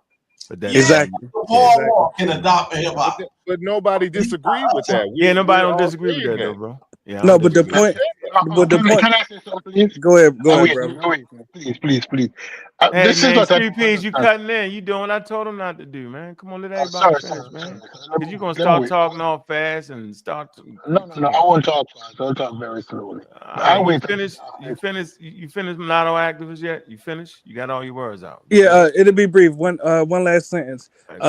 Even if you grew up in a martial arts school, you could have grew up in a dojo or a Chinese martial arts school. None of those Chinese people will debate with you and give you credence if you said that you helped create kung fu, or they would never say that you helped create karate just because you grew up in a dojo. And that's what I'm saying African Americans do that love Puerto Ricans. They say, well, he was there from the beginning. He saw us doing it, but that don't mean he a creator. And I'll mute up on that. I never thought that. No, I never thought never thought that. All right, go ahead, Stu Peace. Hold on, come on, Vovo. This Stu Peace go. Go ahead, Stu Peace. Okay, this is my thing, and I'm going to speak very slowly. I come from a country where the evolution of the music created specifically in that country by the black people in that country. You had ska, you had mento, you had reggae, you had rock steady. Black people never hold on to anything for any long period of time. Just like in America, the evolution of the music from blues to bluegrass to country and western, the music has always evolved, and black people has never ever held on to it because we always transition into other things. Now all of a sudden, what you saying? Hip hop is the greatest evolution of black people creativeness? No. Because if you listen to it is not. We can move to greater things. We can move to other things because we've always moved on and we have always transitioned. Who is we? Pick up the hits. We, monsieur. I compare, bro. No, hold on. I compare two different cultures. I compare Jamaican culture and I compare American culture. And I consider myself black. And I said the music has always evolved. How we interpret our art has always evolved from rhythm and blues, from rocksteady to reggae to dancehall to other cultures even come into play into reggae music. We have we have the beats out of Europe, and it can be directly changed to this lunatic Percy, whatever his name is. But You don't even reggaeton, know his name. don't be. No, I know his name, but if you know the stresses that I'm under now, I'm not going to remember his name now. I'm under heavy duty stresses. If you look at my camera, all right? So you see What the the hell is stresses that that? I'm under. That's what was My that? man had heart surgery, yo. Who? Stevie's. How he You on don't the? How sit you in your the goddamn hospital? ass down. You don't get your ass off. Man, put him on. What the hell is going on? Put him on. He need to take his medicine. Sit your ass down, yo, before you fall out. That's why he sounded all crazy. He under anesthesia. Oh man, He this got some. YouTube is addicted to them mama. He got IV coming up out of him. Talking about hip hop. If you don't hip the hop your ass back and sit down, man, chill out and bring your pressure down, bro. Black people operate is that we're going to transition to different ways of we see what arts. Whether they want to be in Jamaica, whether they want to be in Trinidad, whether they I'm want to be scared in to the tell you, United man. States. I'm scared to We tell you. never All right, stick man. to This any man one thing talk for shit. any long time. We never stick to anything for any long time. Well, I tell you, If all you go right. back and listen to blues and jazz, jazz is one of the greatest art form ever. But we never hold on to it forever. We move This is on. crazy, yo. That man, all right, got But you. everybody don't Well, want to hold I on have to a it. question. I have a question. So, for example, if a black woman, African American woman, could be a Jamaican woman, it doesn't matter. Just somebody who will be unmistakably they are quote unquote black by European standards, right? Whatever that means. Biggest And that smalls man. person, indeed, that person studies and plays quote unquote piano, and they get paid to play. They're in symphonies and all other kinds of things. Is that person A not culture vulture. a classical pianist? Or is it a culture vulture? Or I are they can a answer culture that. If they were taught, if they were taught by white people, how would No, she they're be not. a culture vulture? They're not. Because when art is created, it is not created, it may be created by one specific type of people. But then it is released into the world. Where they want it to be classical music. When art is created, it is released into the world. And other I people can understand partake that, into it. but is European classical music? There's a tradition, there's a history there. Even the piano. The piano was not an African invention, right? This is a European instrument. This so-called European classical music is their thing. If they teach this black woman, Biggie Smalls' mother, right, how to play, and they accept her as a classical pianist because she knows all the classical music, and can play it from by heart and all that. She knows the etiquette, she knows the history and things of this nature. She participates, and she even creates her own quote unquote classical music. She's not of the culture. I mean, I can answer that. Don't answer that. Don't answer it. Hey, me and Logic on. What's going on, Logic, man? What's good, brother? How you doing, man? Good to have you on, bro. Here you go. Did you see the interview? Did you check the interview? Yeah, we was over there doing a live show. Excuse me. I saw bits and pieces of it, and of course, I've had some conversations with Dr. Cologne personally too. So, I think I'm aware of interview. his You had the first position. interview.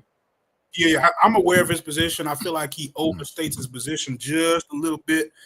I definitely wouldn't call hip hop a 50-50, right? I think at the very, very least, you would have to say that African American culture is the predominant influence or architect of hip hop, right? So I feel like it's accurate to tell the story. And including the other people groups for multiple different reasons. So I kind of, I was really expecting to get a chance to hear. I'm really interested to hear how your perspective has moved a little bit, because I saw, I got the hiccups bad, but I saw you kind of disagreeing with Doc a little bit, going back and forth. I don't know if y'all were able to settle that, or where y'all kind of landed as far as y'all disagreements. But I'm curious to see exactly how you word exactly what you're saying, because I feel like it's accurate to call it a collaboration. I feel like it's accurate to call hip hop a new thing that has elements from something prior to it. You get what I'm saying? Because when you start to hit yourself on the forehead, yo, that's how your hiccups go.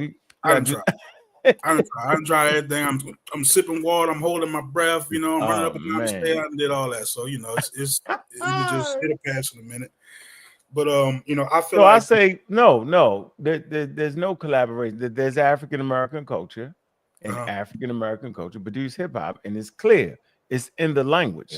It's the vernacular. Remember, language is culture. I don't have to. You don't dispute that. I think people have been attacking that from the wrong thing, right? It's African American culture, and they're not speaking Spanish, bro, because they could have. They could have spoke Spanish, yo, and the whole world could have gravitated I don't to know it. one MC Pablo at the beginning of hip hop. But even still, but again, the conversation is nuanced, so we got to respect the actual argument. So everyone that I know who's having this argument is not saying that in the Great Wall of hip hop that Puerto Ricans have not laid down any bricks to this ever expanding wall. But those initial foundations, the framework, the cultural framework that produces the art form itself is African American. And so there is not an issue of collaboration at that point. Now, as time goes by and you have members from those populations, because you had white boys who've contributed, you had Puerto Ricans, of course, Cubans, some of the dopest beats, by the Alchemist, some of the early house producers, right? Like when you think about Planet Rock, remember these hip hoppers weren't producing music. What's his name? Bambaataa and them had to go to white producers to create the music when they started producing. Otherwise, they would just rhyme over already classical jazz, soul, funk music. But when they started producing on their own, it was white boys that were the producers. So when you talk about the ever expanding nature of hip hop, then you could talk about multiple cultural influences. Because how are you going to talk about the Wu-Tang Clan? Wu-Tang ain't African. Wu-Tang comes from China. They built a whole crew off of a Chinese martial arts Mr. Smith, how much hydraulics phenomenon do you take? in terms of Shaolin and Wu-Tang. So right? I mean, just we take and give. I thought you was finished. Go ahead. No, I'm done. Go ahead. I mean, just using your own analogy, right? You're willing to what? John jumped that on there. Whoa, that was like the dial. I'm gonna cut that out. Go ahead. So like even if you're willing to at least acknowledge that Latinos laid some of the bricks, right? Is that the only one you have? Well, if once the wall is built, and I asked you who built the wall, would you then oversimplify and say only African Americans built the wall, even though you understand that Latinos laid some of the bricks? Like that's it feels like it takes an unnecessary. Hold on. Unc, you're gonna have to mute. Let me see. It feels like the conversation takes an unnecessary turn from us attempting to speak about it in historical context, and then it veers off into this Black Pride narrative that we're trying to put onto the conversation. Like to me, I don't lose any black pride. Like and maybe that helps me stay a little bit neutral in the conversation. Because I also when I look this information up and I attempt to read about it, I can't find any sources that says that it's only African American, right? And if you can, show it to me so I can see it, right? I'm willing to take a look at it. There's a reason for that. Museums and that's not what it says. Yeah, but that's part of the conversation now. So that's why, to as much as I don't necessarily care for his work, I have to give him credit for this. But he's really, coming off of Michael Wayne TV. And Michael Wayne has a channel on YouTube where he's been interviewing these unknown pioneers and people who were there from the beginning, from 69, 70, 71, 72, before the 73 Cool Herc Party. And it's their conversations, like when people were doing writings on in the 80s and the 90s, they were only going to the kind of the most famous people. So like Africa Bambaataa, what's his name, Kaz, and all these people who were really started popping in the late 70s. But there was a whole generation before them, and this is why we have to have this in its proper historical context, because you may not think about like for example, my youngest brother is 12 years younger than me, right? I remember like around 2010, 2011 or something like that, or may have been 2012, one of those things. I go back home to Texas to visit my family. And my brother is on the phone caking with some girl, right? And I'm not trying to listen too hard to the conversation, but I catch a few things that he said. And while he's sitting there talking to the girl, he says, "I grew up on Soulja Boy." And I was taken aback, like, who the hell grew up on Soulja Boy? Right? But I got to remember that this boy is 12 years younger than me. I grew up on Black Moon, Wu-Tang, Diggable Planets, Rakim, Big Daddy Kane, and stuff. That's before. He don't know nothing about those folks. And it's the same thing with those individuals who came in the mid 70s. They don't know about those people that were older than them that were doing these things in the park, that created the culture for which they was emulating and brought to another level. Every 5 years, the art form essentially becomes unrecognizable to the previous 5 years.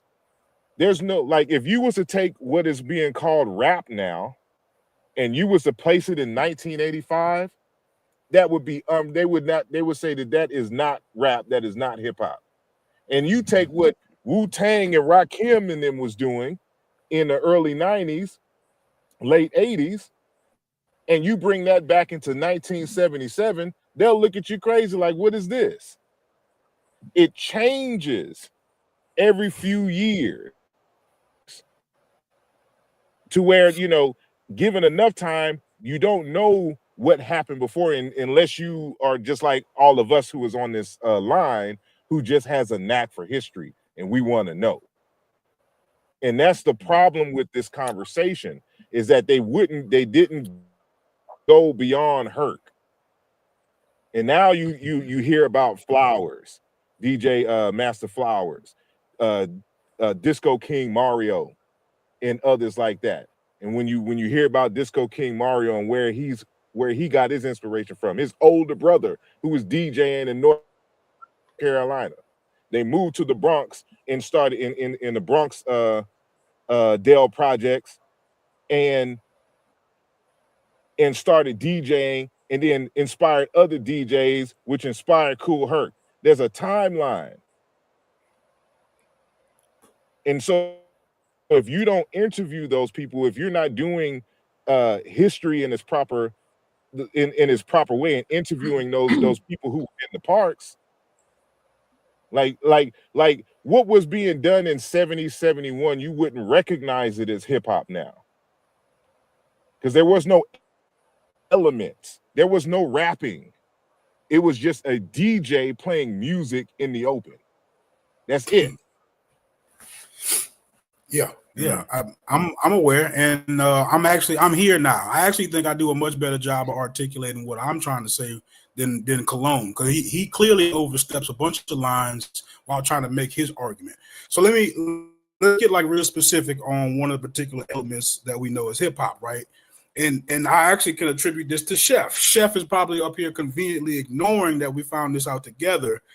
And it's a part of the story that talks about the precursors or the proto pieces of the puzzle to actual hip hop, right? When we looked up the history of uprocking, I think that was Joel actually brought that up one day, right? You look up the history of uprocking, and it says that Latino gangs were uprocking, battling against each other, uprocking in the 1960s. So, but again, like you said, I would not call that hip hop. But if we're talking about people doing that in the 60s in the form of a battle, so I did not tell you, I told you, I don't know who put this on the screen, but if you keep it up long enough, you're gonna be doing hip hop in Africa, you're gonna be doing hip hop in 18. No, but you just did the same thing. Don't get mad because I went back farther than you. I just called it. What's your date? What's your date? No, I'm talking about in the 60s. So what I'm saying. Okay, is so I said I'm in Kenya in 59. What I said, what they're doing in the 60s is not hip hop. It's not hip hop because you don't have all the ingredients come together yet. With all this, if that was the case, it's like independent. If that was the case, hip hop didn't start until the 80s. Yeah, because I'm okay with that. There's no elements. That's what people. How you gonna call it something before it get called something? There is no elements. That means but it wasn't that called hip hop until the 80s. You know what's crazy? It wasn't called hip hop until doing the what 80s. people be doing on the Egypt conversation. You are superimposing a current. No, I'm telling you, hip hop didn't have a name until like 1980, 1980. What's the word? What's the word? Anachronistic, your right? face, Chef. It's anachronistic. How you gonna call it something before they actually started calling it that? They didn't start. What was Rappers Delight? What was that song? They did. Rappers Delight came out in 1979, but that wasn't the art form. That was a saying. Remember that was a. It's like saying yes, y'all, and you don't stop. Does it come out under the genre of hip hop music? There's no genre of hip hop. Matter of fact, let me. We in 79 and there still ain't no genre of hip hop, but yet you calling all this stuff during the time hip hop. How that go? It's just like when I say, the ancient Egyptians were Africans. There was no Africa back then either. We're only saying the name so that you have a place and a reference, so you know what we're saying here. It's not, we understand that it wasn't called hip hop in the 70s. Got you right there, Lodge. No, we don't. I'm sorry. Yeah, that's Chef. He being Chef right. Hey, he got you right there, Logic. Right there. He ain't got me right there. That was cool. That was cool. It was close. That was cool. It was close, right? Hey, Logic. You do know you do know culture is expressed through language, though. Right. See, that's the one thing that you can't argue about. We can play and kind of, well, maybe, but that African American vernacular is a motherfucker. I also know that you don't. No, listen to me, Logic. Origin of a culture like that too. I know that too. Yes, Logic. Culture is language, bro. Okay, culture is language. And that's how they stripped Africans of their culture. They stripped them of their damn language, yo. You lose certain words, you lose everything, yo. When you lose your language, bro, that's why we unique. Because we start a new culture, bro, because they stripped the shit. Once you take a nigga language, yo, once you take the language, you stop identifying with a whole lot of shit. Look, I'm gonna play this right here. Look at this. Let your imagination run wild with you. What you looking at right there? I ain't never went to Brooklyn. It's Look. hip hop, right? No, I'm saying look at the dance. Look. It's on the continent of Africa, yo. This hip hop, right? No, That's- look, I'm is not it saying, I'm breakdancing? saying just look, you tell me. You tell me what it is. I ain't saying nothing. They You tell doing me their what that is. thing. Look. You wouldn't call it No, hip they hop. doing more than they think. They doing. No, they look at the dance. They Oh. doing more than they think, yo. Look at that. Look at that. Pop, Establishes what it establishes is that we have a long tradition of these moves, and it's just been, this is something that's inherited that the African Americans kept. There's a book, Africanisms in American culture, the Bantu heritage, the Bantu speaking heritage of the United States. Good books on these retentions from Africa held here in the United States. And that's what we're trying to say. It's a combination of things. It's not in isolation. Like rap, you really consider hip hop. It's associated now with hip hop, but rap has been, that's a totally separate thing. You rap over different types of beats. Right? You rap over jazz, you rap over gospel music. Rap is really just kind of prose, right? There's rap that rhymes, there's rap that doesn't rhyme. That's a whole different tradition. It's just like graffiti. Graffiti is something different, but it's brought in to the hip hop space. Just like rapping is something separate. You can rap over anything, but it's brought into the hip hop space. And if I can share my screen, you can hear one of the early folks in the Bronx make this statement. Again, shout out to Michael Wayne TV. Share your screen. I'm gonna share it. All right. So let me. So now they doing hip hop.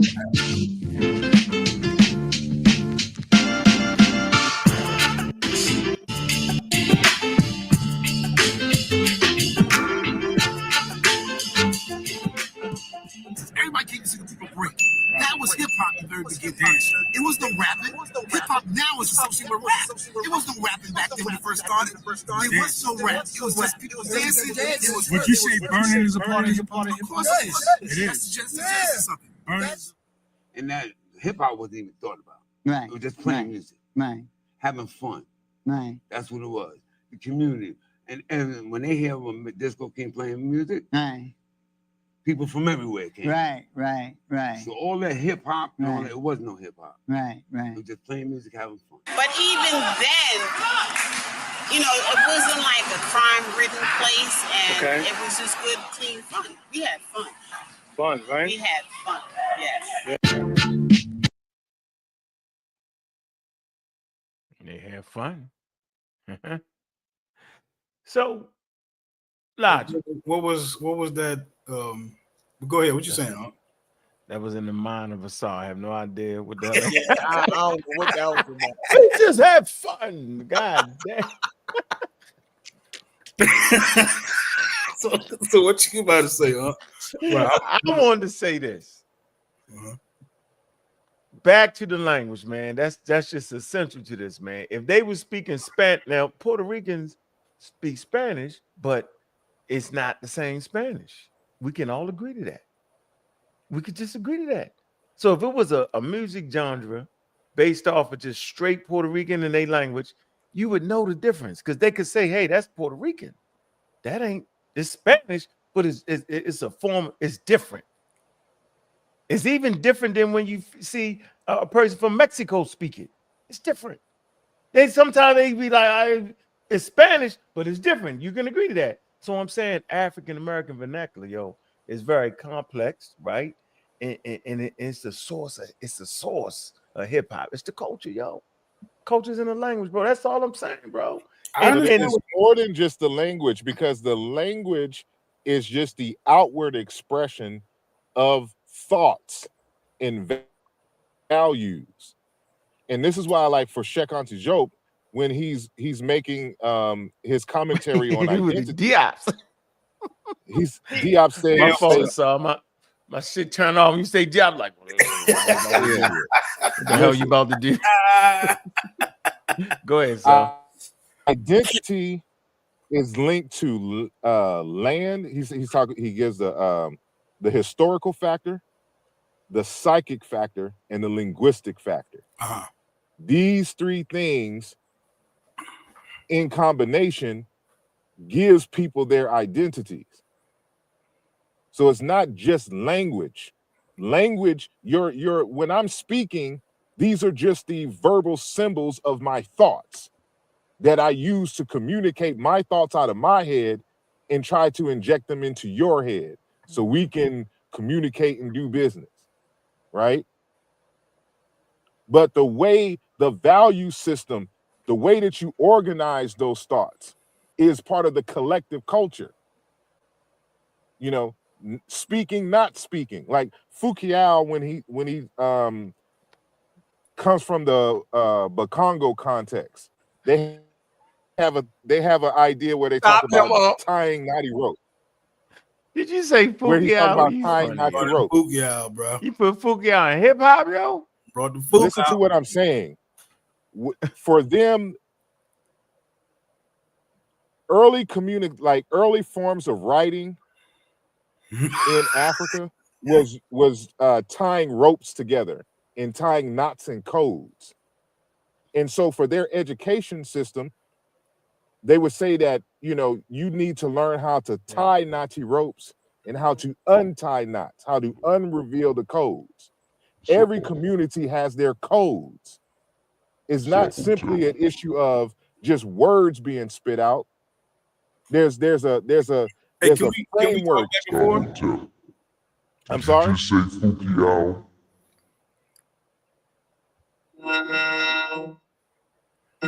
I'm just trying to. Is he a drunk zapping Roger? I got the point. You know, I got your point.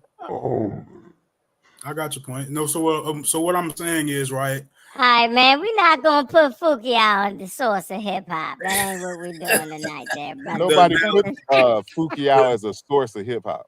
I thought you say Foucault is an African who knows about African song culture. won't stop.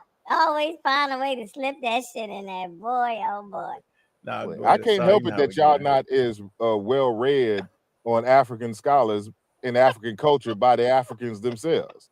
No, you got me, bro. You would have more points of references to expand these conversations. Yeah, you And doing so- your thing. I just want to make sure we got that clear. That's all. But no, yeah, I'm understanding what you're saying, right? No, you rocking. So what I'm playing saying with you. is, right, when you talk about hip hop, there's two different ways you talk about it. You talk about it as a genre of music, or you talk about it as a culture. And from what I understand, is widely accepted that it's a culture birthed out of the Bronx culture, right? So when I think of Bronx culture, I'm not necessarily isolated to one ethnic group or another. I'm more so just being specific about the location of where this culture, you know, basically lives at, right? And it might include several different ethnic groups who may speak a particular language so they can all communicate with each other or transmit ideas from one head, from one person to another person, like you were saying earlier. So that's where I'm saying about it, right? And then we're talking about how new cultures are given rise to, and when you look that up, it typically says you have you have two cultures who are influencing each other back and forth, and that's how you get a new culture, right? So if I'm just using the definitions and I'm using that hip hop as an actual culture, well, I'd have to say, well, which two cultures are coming together to form a new culture, right? I mean, I'm still in a thing It's where African American culture. including African American culture would be one of them, right? No, that's what it is. Unless That's you're what telling me hip-hop I'm wrong about it being a culture. It But is. see, that's just the thing. If you are, I'm not saying you. Can you put the link in the chat? My man Hits won't come up here and beat me up. Yeah, get him hits. Hits is actually really, really good at this conversation. He's I ain't gonna lie, Sar, but you know, when he get up here, you might want to just let him do his thing. Cause you know, he ain't gonna have to put the Fukiya in there to beat me up. I ain't gonna lie. Y'all not gonna hey, Fukiya is a well-respected scholar around the world. So we talking about hip hop though. Whatever, regardless. But even still, Fukiya is important for the conversation of hip hop because Congo culture is important to the development of jazz. And just as as I was stating earlier, none of this comes about without the second line jazz bands coming out of New Orleans, as they all credit themselves, like with one of the sources that I came.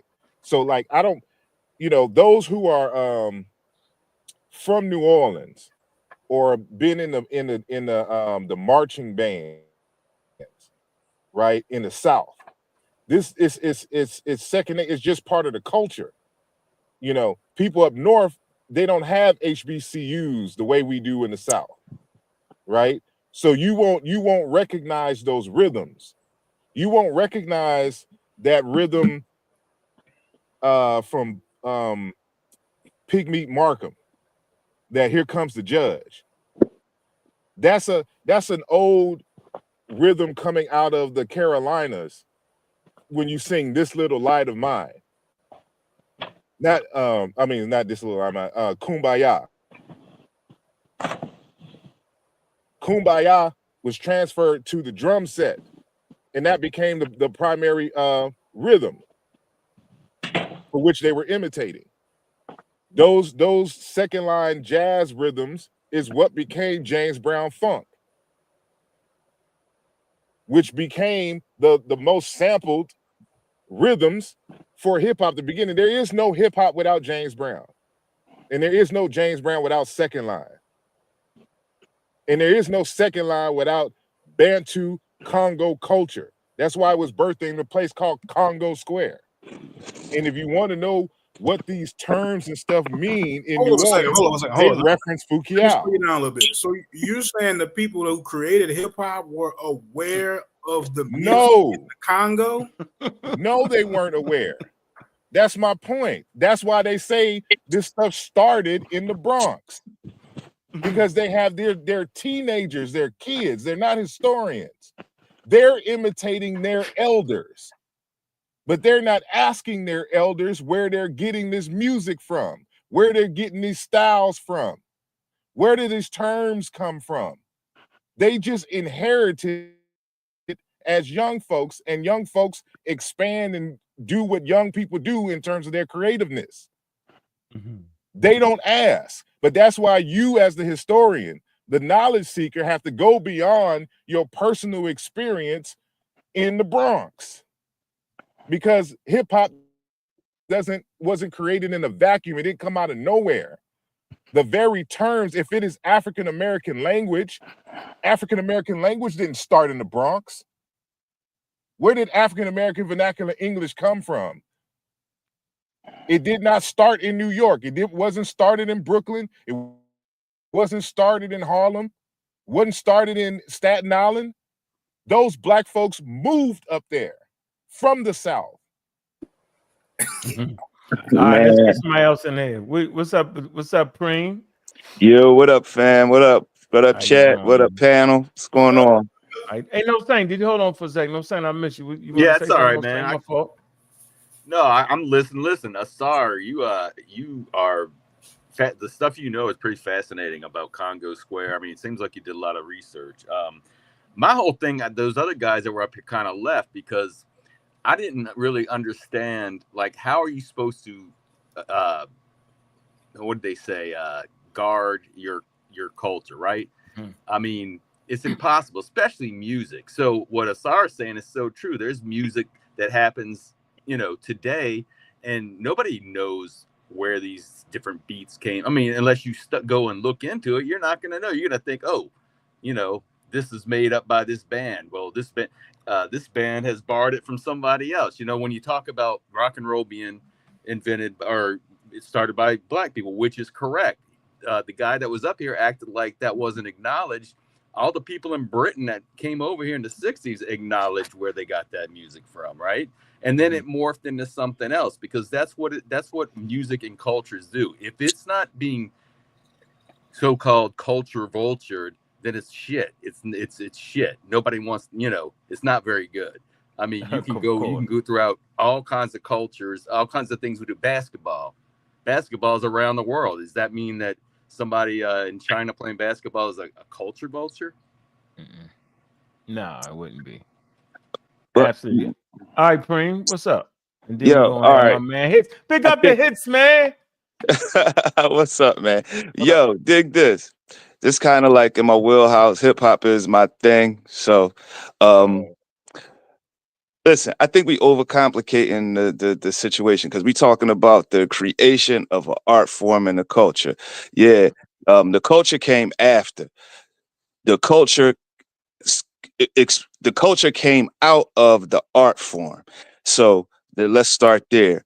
Okay, so now what are the elements of hip hop? What made hip hop different from R&B?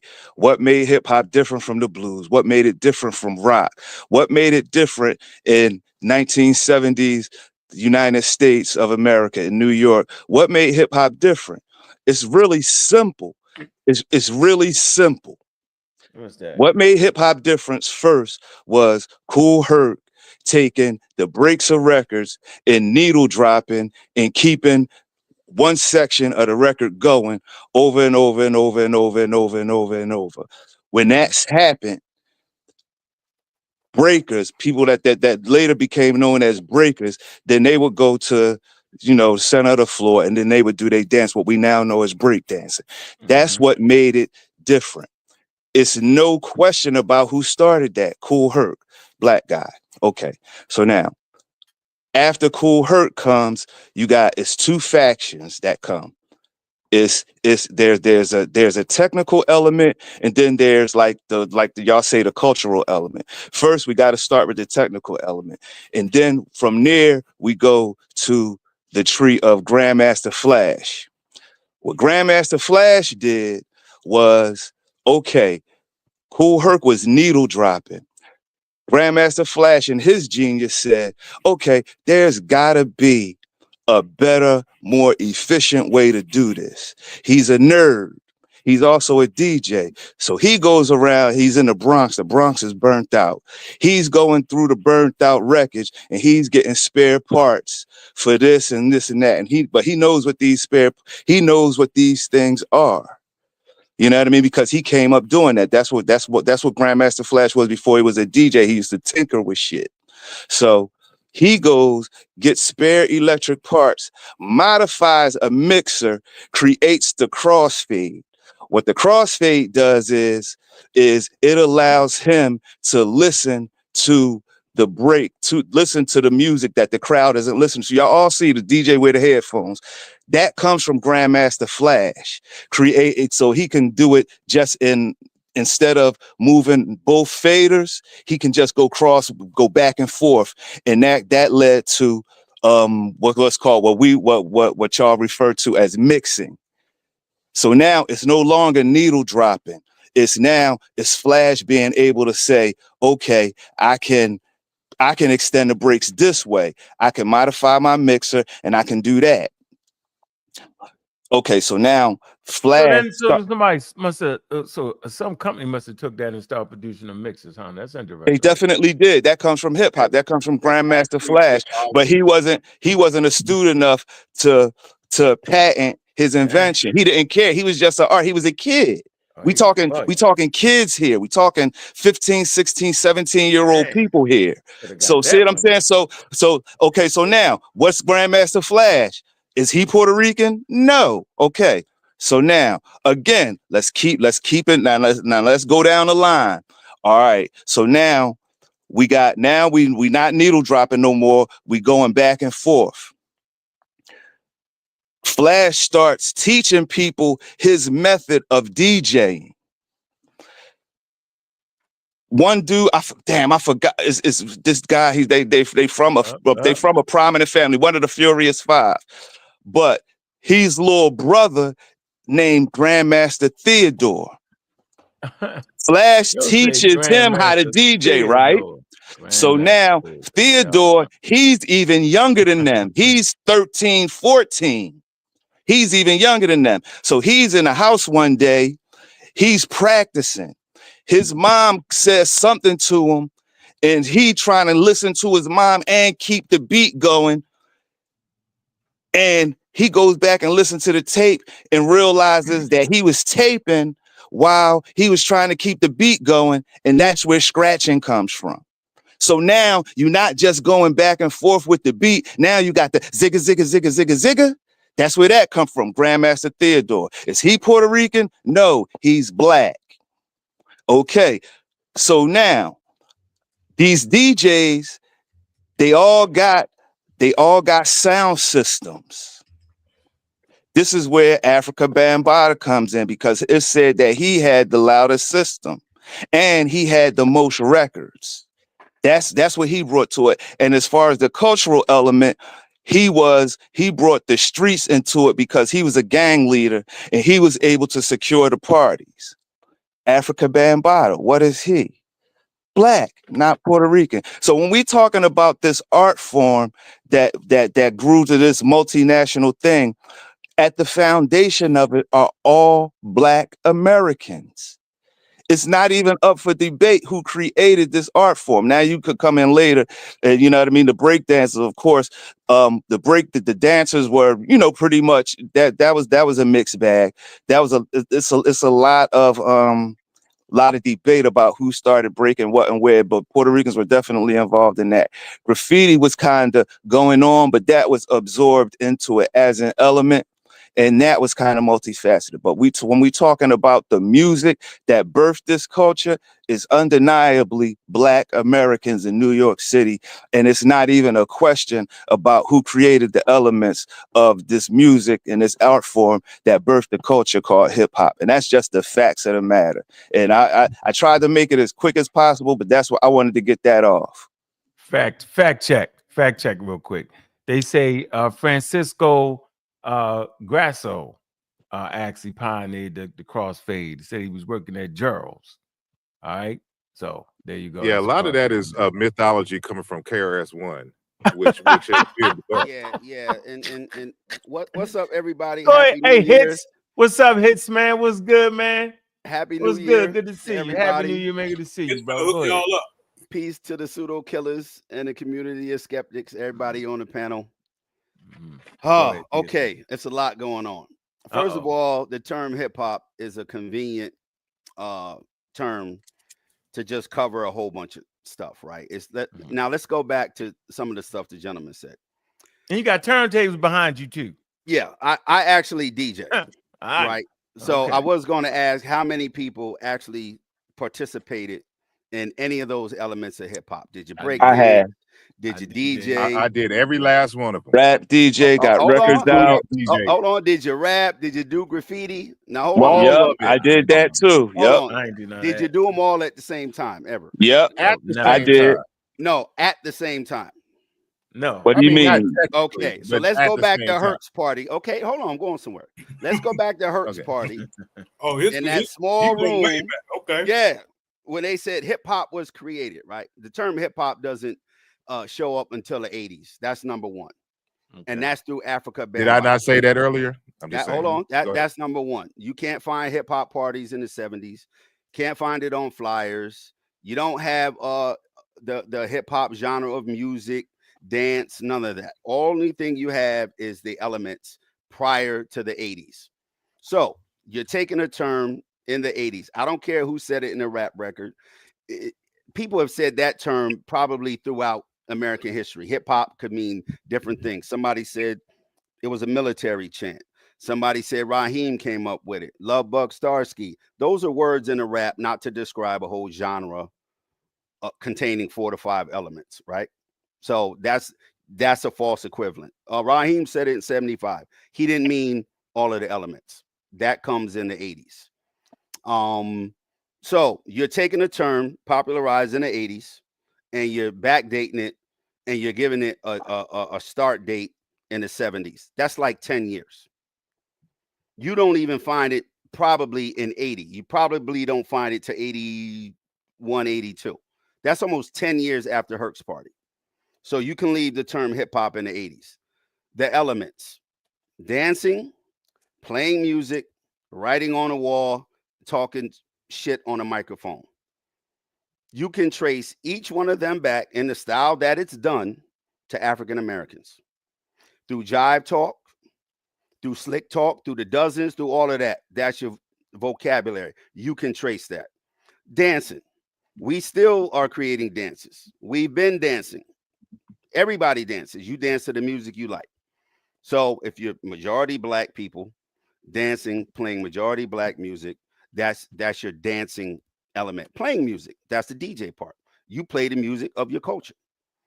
Most of us grew up listening to the music our parents played. My parents played what? R&B, soul, funk, disco, things like that. So there's your musical background as far as your DJ. You can follow that line back. The problem is people will tell you where and when you could start your history. They'll tell you you can't go back to Pig Meat Martin. You can't go back to the Nicholas brothers. You can't go, oh, if you keep going, you're going to end up back in Africa.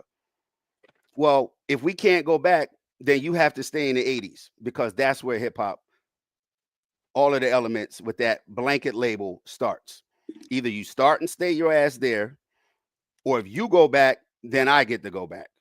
If you go back to 73, I get to go back to 63, right? So we're going to keep it fair. Let's just do that. Unc mentioned it earlier about the gentleman Grasso, Francis Grasso, 70s club DJ. And here's another way to look at the birth of playing music for dancers. The dancers, the break dancers, were kids. They all said it.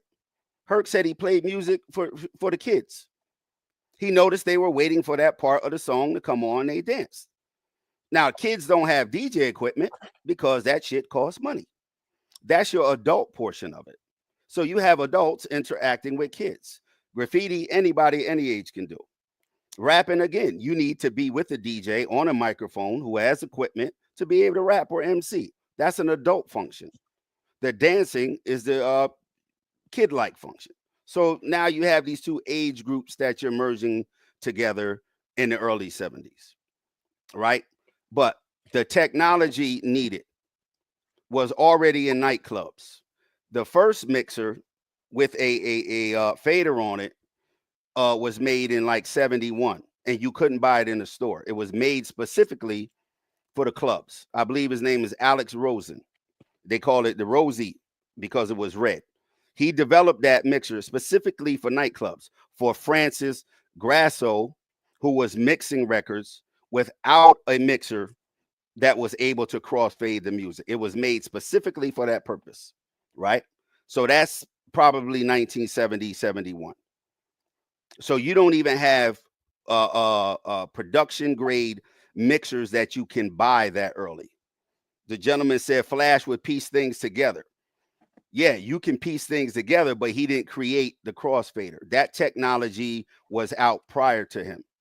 Fading music, mixing music together was out prior to Flash. They were doing that in the nightclubs, maybe not in a so-called hip-hop manner, but that technology was out before Flash. Flash knew about nightclubs. Why? Because of his mentor, Pete DJ Jones. It's in Flash's book. They all knew about nightclub systems. They said the Jamaican sound clash culture. They said they're how they're into all these big systems came to New York and showed people there's been nightclub technology. There were turntables before.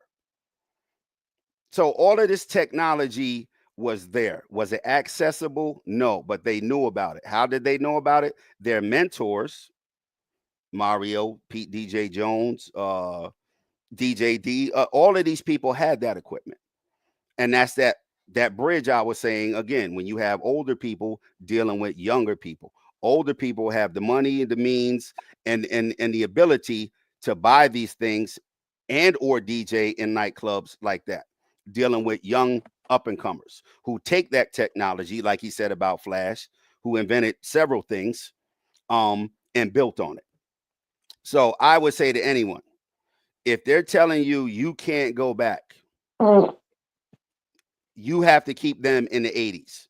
Because if they can go back to 73, you can go back to 63. You can go back to 53. And that's where you will find all of these dances. I don't care if it's called breakdance. It may have been called the Lindy Hop. It may have been called the duck dance. There's a line of It's called our burning culture, talking, how we talk and sing on the microphone, how we dance, and the music that we did it to.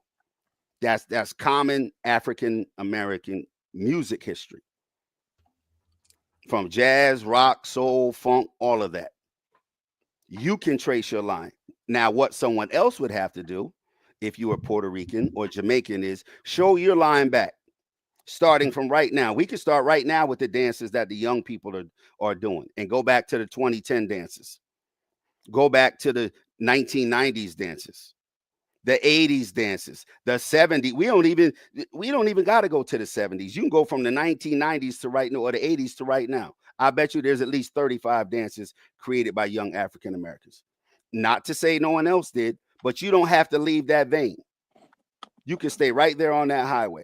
Someone else would have to show that if you follow salsa, merengue, kuchanga, any of that music, all the way back, that it looks like what they're doing today or similar. Jamaicans, you'd have to follow that back, that the kind of music, like Stu P said, ska, soca, all of those styles of music sound like our music, is played like our music, that their selector and their DJ act like our MC and our DJ. You'd have to show that in a line. You can't bounce around and just take this and go, oh yeah, that's where the sound system came from. Nope. Nope. That technology been here. No one had to show anyone that. You just didn't have access. You didn't have the money. Or like a lot of young people said, they wouldn't let you in a nightclub with sneakers on. You couldn't go in a nightclub and dance where DJ Hollywood and them were DJing. You had to dress up. He's on the mic and DJing. Say ho, all that good stuff. DJ Hollywood. But he don't get put in the record books. So it depends on where you start, but wherever you start or whatever rules you go by, let's stick to the rules. If we can't go back, you can't go back. If I show a timeline, you have to show your timeline. Don't show where you hopped your ass in our timeline, then hop back out. No, stay on your timeline. Didn't I we just can say go back all of through this? all of our dances to the early 1900s. Mm-hmm. Not even every decade. Every 5 years, I think, like Asar said, how people rap changes. Well, now, and that's pretty much the most prominent element now. Red Bull runs the dancing, the break dancing, and the DJing. They have DJ contests and dance contests. The rapping part is all commercialized now. That's an industry. Graffiti, I don't think anybody's doing that anymore. So don't let people make rules for you on how you go through your history and your culture. And if they make the rules, make them stick to their own rules. I just want to know why we don't call the DJ selector if it comes out of Jamaica. If it was highly influenced by Jamaica, why do we call the DJ and not selector? And why do we call ours is opposite? You're right. You're right. And the DJ in Jamaica is the selector. What we call the MC is the DJ. The person on the mic is the DJ in Jamaican culture. So that's backwards. If Africa Bambaataa and Flash and Herc are all Barbadian and Jamaican and brought all that culture, why is it backwards? Why don't they play reggae music? Backwards. Why don't they play it backwards? Why they don't dress the way they don't talk? Herc said he got rid of his accent as best he could. Yep. He had to assimilate. He had to assimilate. Yeah, he's the environment is definitely. Don't come over now, Logic. Don't come over now. I know his argument because I've had the conversation with him. His came and tied it all up. I told you he was going to do that, but I'm prepared for it. See, I know that Hitch started out by giving ground, and then he started out. Then he made these clarifying statements that where he sets his premise that no, not a premise, but he sets the boundaries that allow him to call those proto hip hop activities hip hop. See, and he's okay with that. But that's his way of doing it. See, I don't feel comfortable calling what we did in the 30s, 40s, 50s, 60s hip proto. That's why even if it looks like it. That's why it's called proto.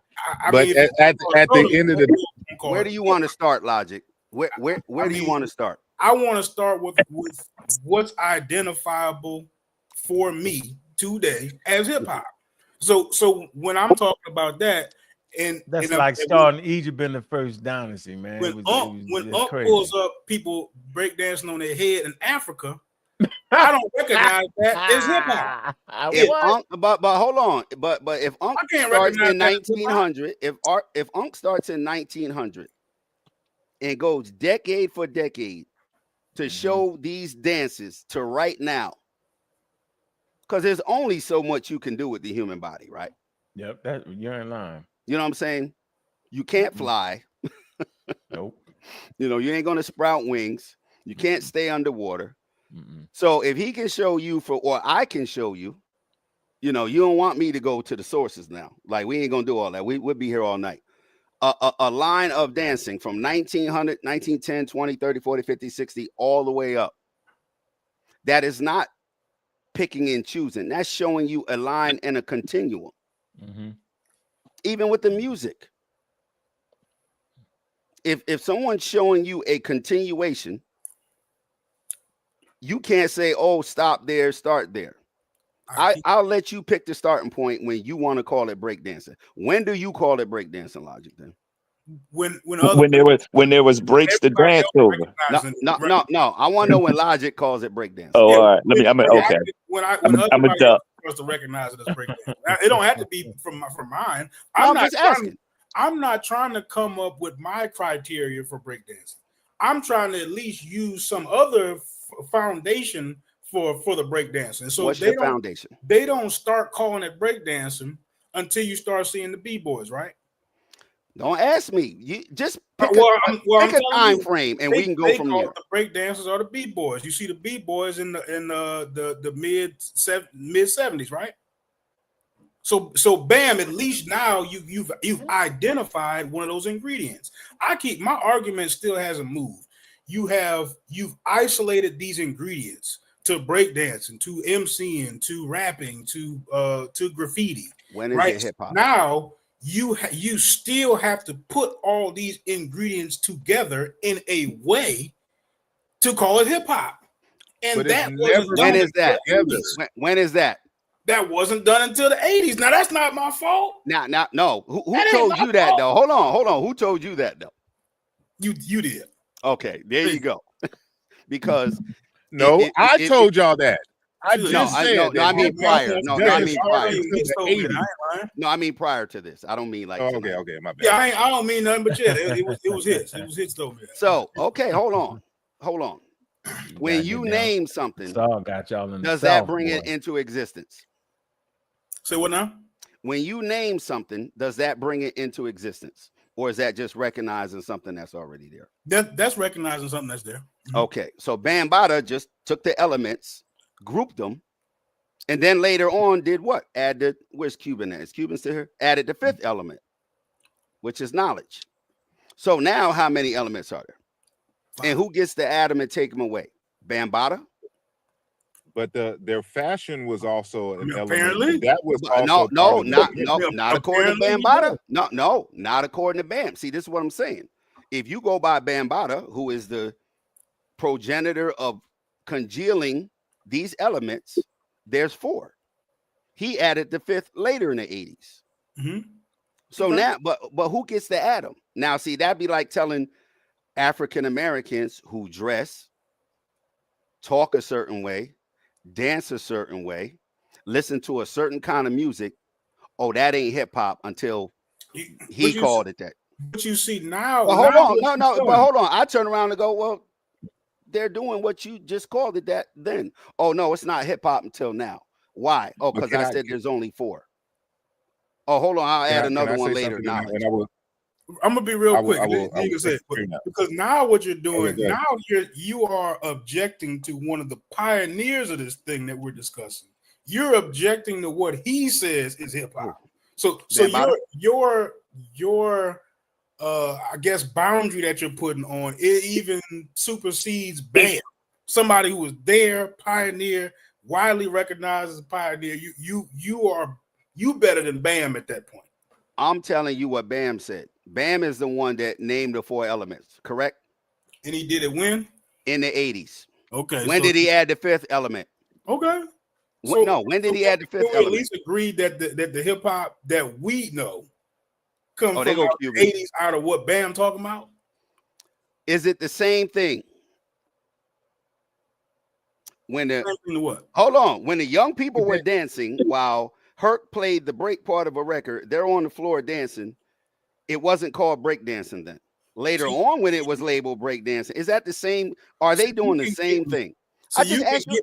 I'm trying to get you. I'm about to answer it. So you can get me into the 70s with the B-boys. Just answer the question. It's the same thing that they were doing in the 70s, but it's the same thing they were doing in the 60s. Come on now. I didn't say it was the same. Yes. See, this is what I want to I get gave to. you a short Hold time on. frame. See? Herc is no, I gave you a specific scenario. Herc, the B-boys, the break in the record. Right? In 73. The term comes, say, 3 or 4 years later.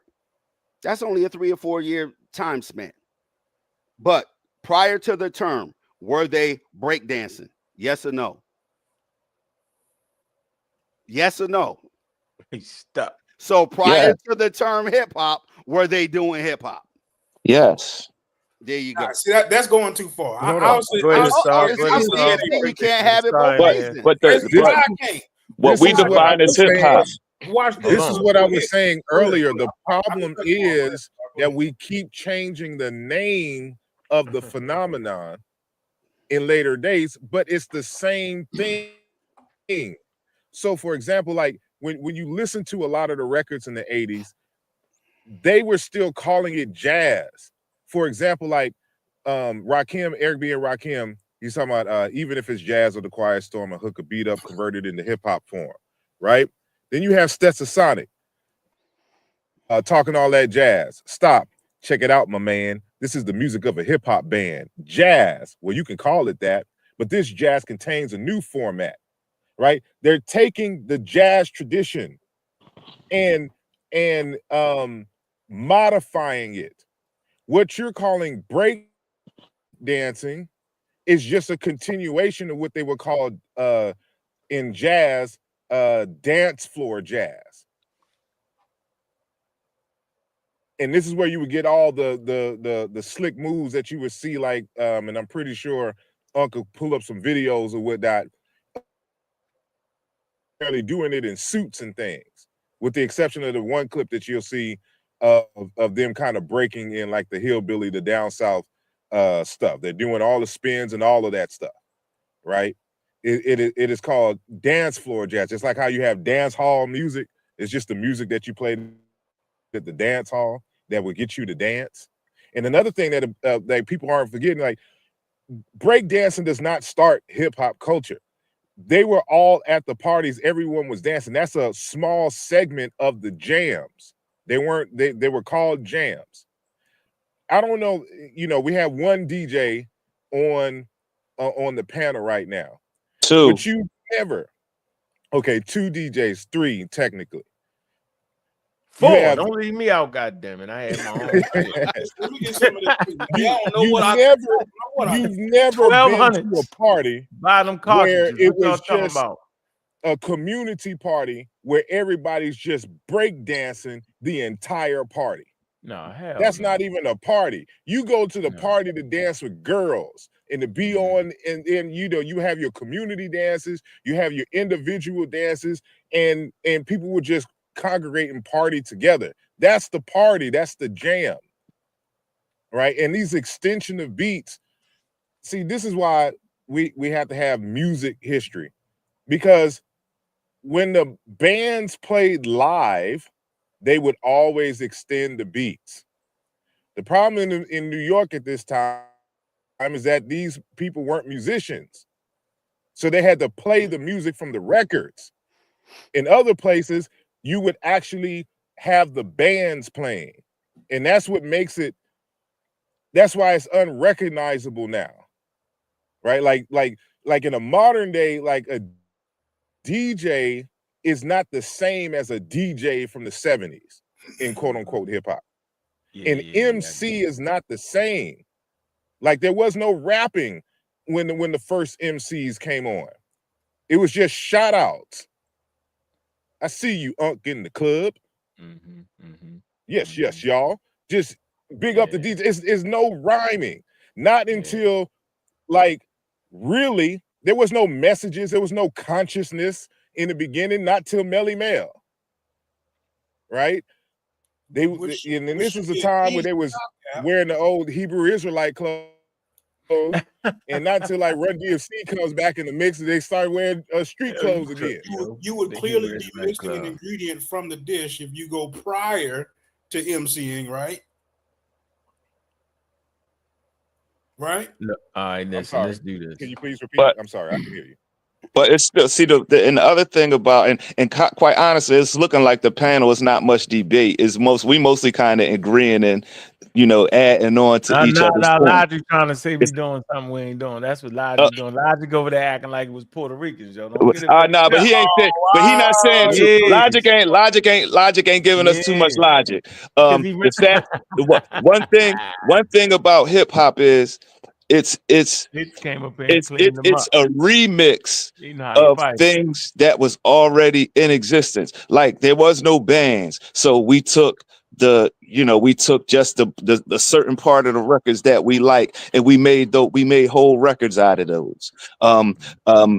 They didn't really invent the dances, but they put the dances to the breaks. See, hip hop is a mix of things, and the mix was there before it was actually called hip hop, but it's not hip hop until you have that mix. So while you can identify individual elements, and you can go back to history you can go back as far as you want with each individual element, and you're gonna find something, because they was kids, they wasn't really creating anything, but that mix, the way they brought it together, that's that gumbo. Gumbo was made, but hip hop is a special kind of gumbo. They didn't invent the gumbo, but hip hop is that special mix. And we all know, we complicating this conversation, but we all know who created that mix and what made the mix different from what was out there, and that was Black people. That's all I'm saying, right? Is that the individual elements by themselves in different parts of New York or whatever, right? That's not hip hop. It's the coming together of the different ingredients that's hip hop. That's all I'm saying. Logic, no, because some elements have that is it. At any given time. But hold on. But at the end of it's all Black people though. That's what stops them Africans dancing on their head from logic. What? What logic? Obviously, because you ain't got the rest of the elements. Logic. You ain't got the rest of the elements. Even if you want to call that breakdancing, you don't call it hip hop because you don't got all the ingredients coming together. Logic. At Stop most, beating up continental Africans. So hold on, Logic. By your logic, unless you're doing all four at the same time, it's not hip hop, right?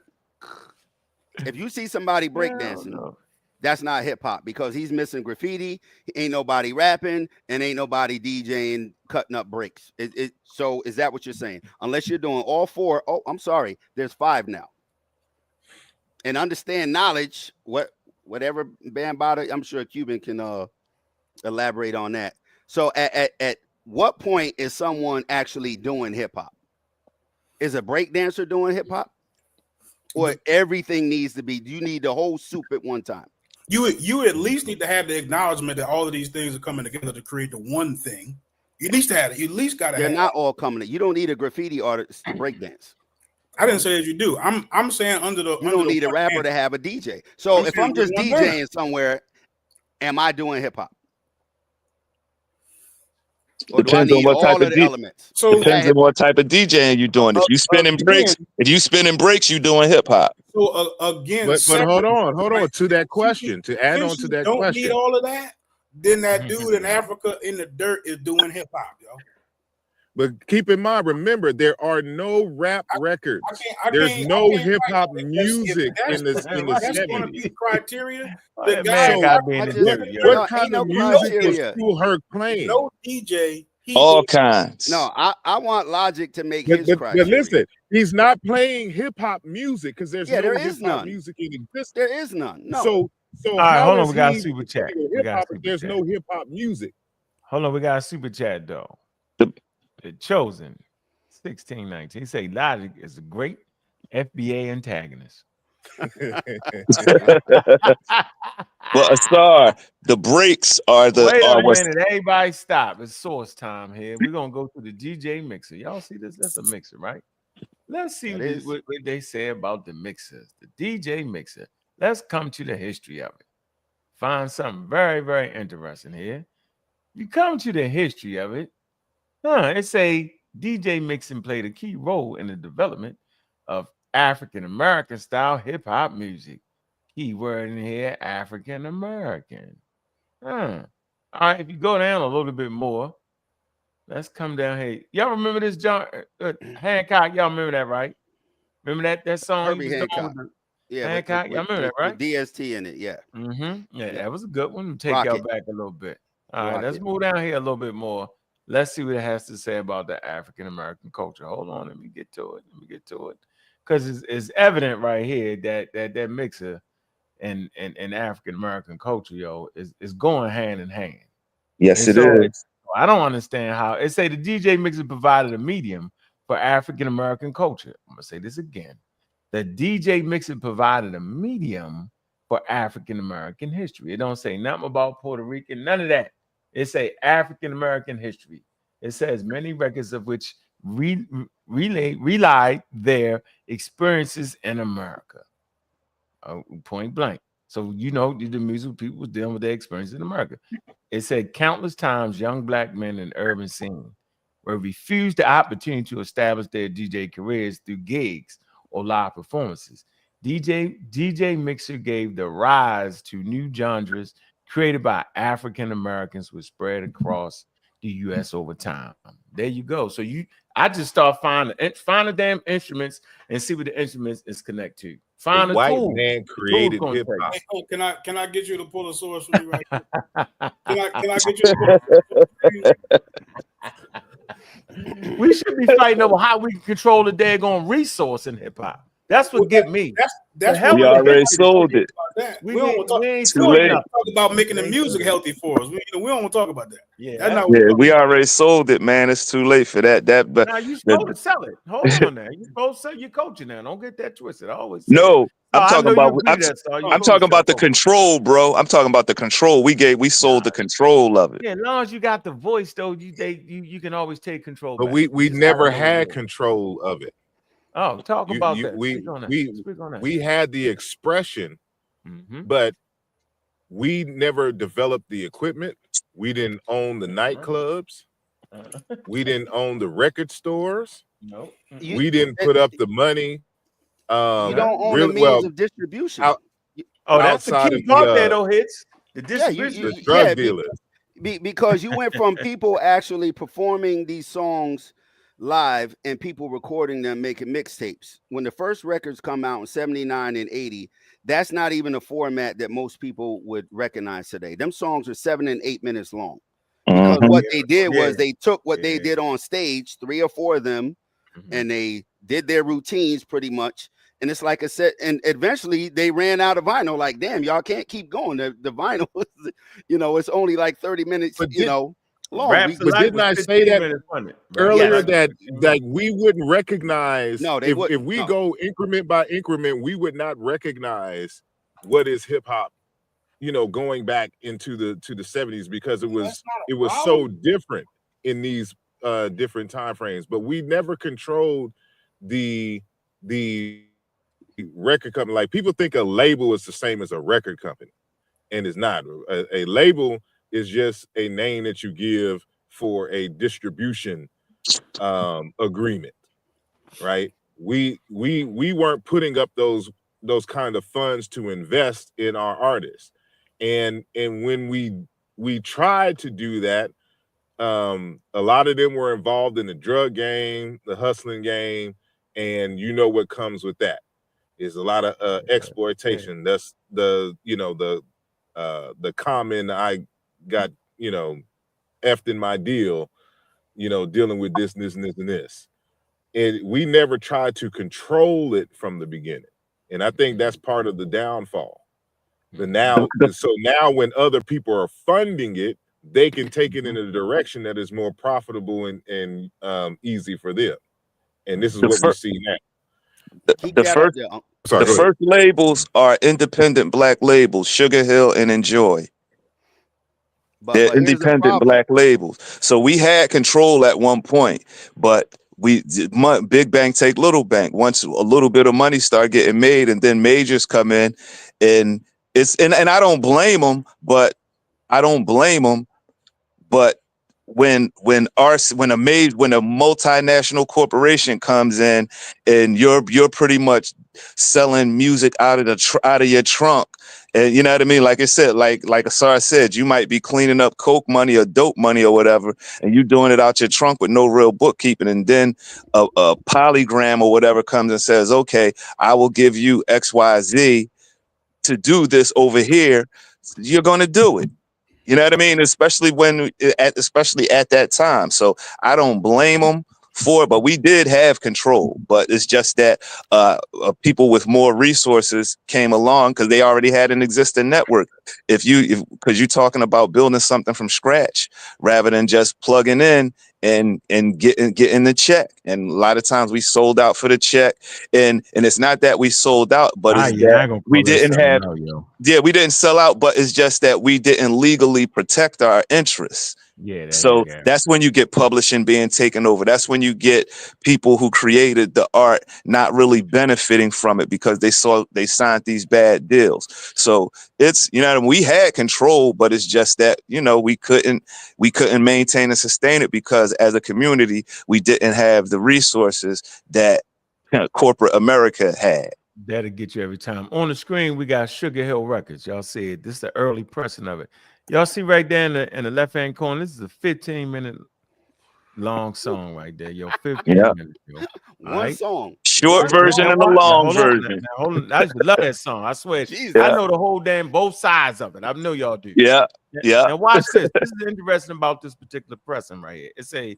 It's a one side of the label for one of the early pressing of the US 12-inch vinyl single release, Rapper's Delight. It says Sugar Hill Gang. It say this pressing doesn't credit Good Times by Chic. It says, according to sources, this is one of the earlier pressings before the lawsuit for copyright infringement. That's what you were just talking about, Preem. It say when the band Sugar Hill Gang sampled Chic's song. It say after the lawsuit was settled, Chic's song was credited in later pressings of the single release, especially in 1979. And all y'all, this is my age. Y'all know the hell you was at. Mm-hmm. Came on. Yeah. You was like, what the fuck is this? Yeah. Like, Blow the Brakes was right after that. Curtis Blow. Now y'all mentioned like 3 different things, and I know my man is trying to give y'all a lot of information. Him and Preem and Asar. Distribution and a label. That's a label. In order, now context for all you young people. Say this is a record, right? This is a physical product back in 1979. It's not an MP3. It's not a cassette. It's a vinyl record. They're delicate. They're delicate. You buy this, you only got one of these. You scratch this, you crack this, it's gone. Gotta buy another one. I can't email this to Unc. I can't make 30 copies of it. He said, hey man, I heard you got that new record. Email it over to. I can't. So the goal is to get this physical record. Back then they had record stores. In every record store across the country. That's called distribution. most people don't have money to get their music distributed. It is not like the internet now where you upload your shit to Spotify and Tidal and they can stream it all over the world. No, to get this record all over the country, in Europe or anywhere else, this has to physically get there. It has to physically be pressed up. So even though 79 to 80, look at a 5-year period, 79, 80, 81, 82, 83. You go from Sugar Hill Gang to Run DMC in 83. And everybody knows how big Run DMC was. So in a 5-year period, you went from mom and pop labels, independent labels like Preem and Asar said, to Profile Records. And then eventually Columbia and all of these records. That's how you get this all over. Even to hear it on the radio, say in California, the DJ on the radio in California needs what? The physical copy. So that's and where permission. distribution comes.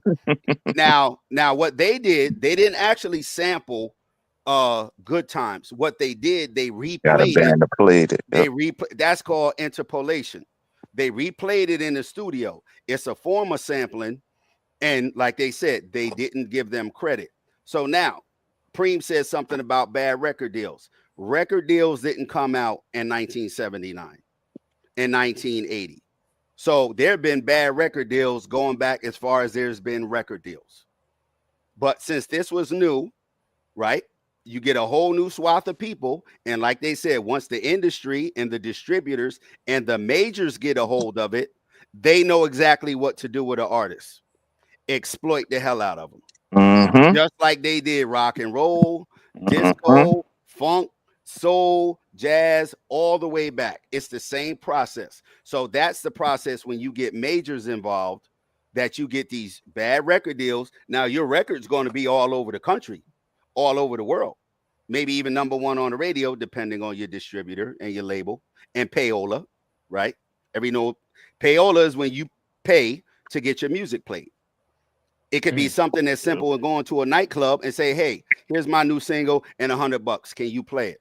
Or going up to the radio station. Here's my artist's new record and $5,000. Ask Puff Daddy.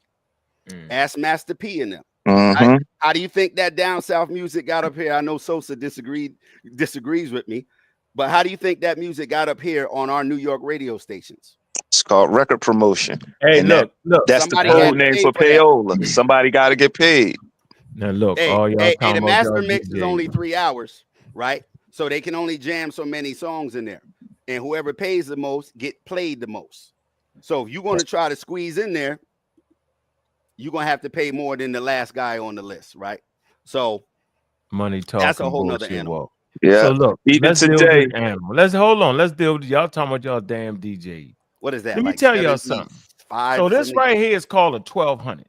Technique. Over to the right hand side, this is called a cartridge. You can actually screw this on and screw this off. Right here is the pitch, right? You can control the speed right here to the left. I'm thinking. What's to the right there, Hits? What's that right there?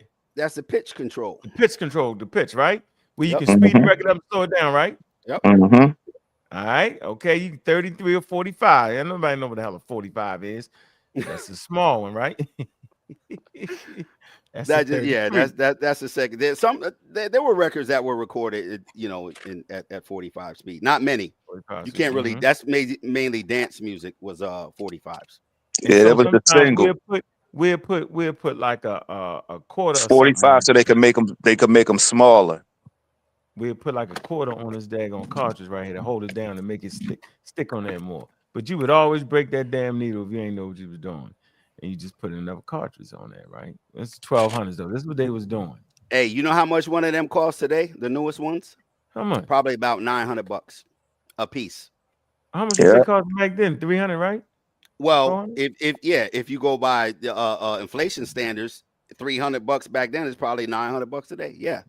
Everybody didn't have those. Were in nightclubs. Those are built for nightclubs. If you can that see was the top of the line. Like I had in my living room, boy. Belt drive. If you can see, y'all also got to remember that hip hop was able to expand because of that large blackout that happened in New York.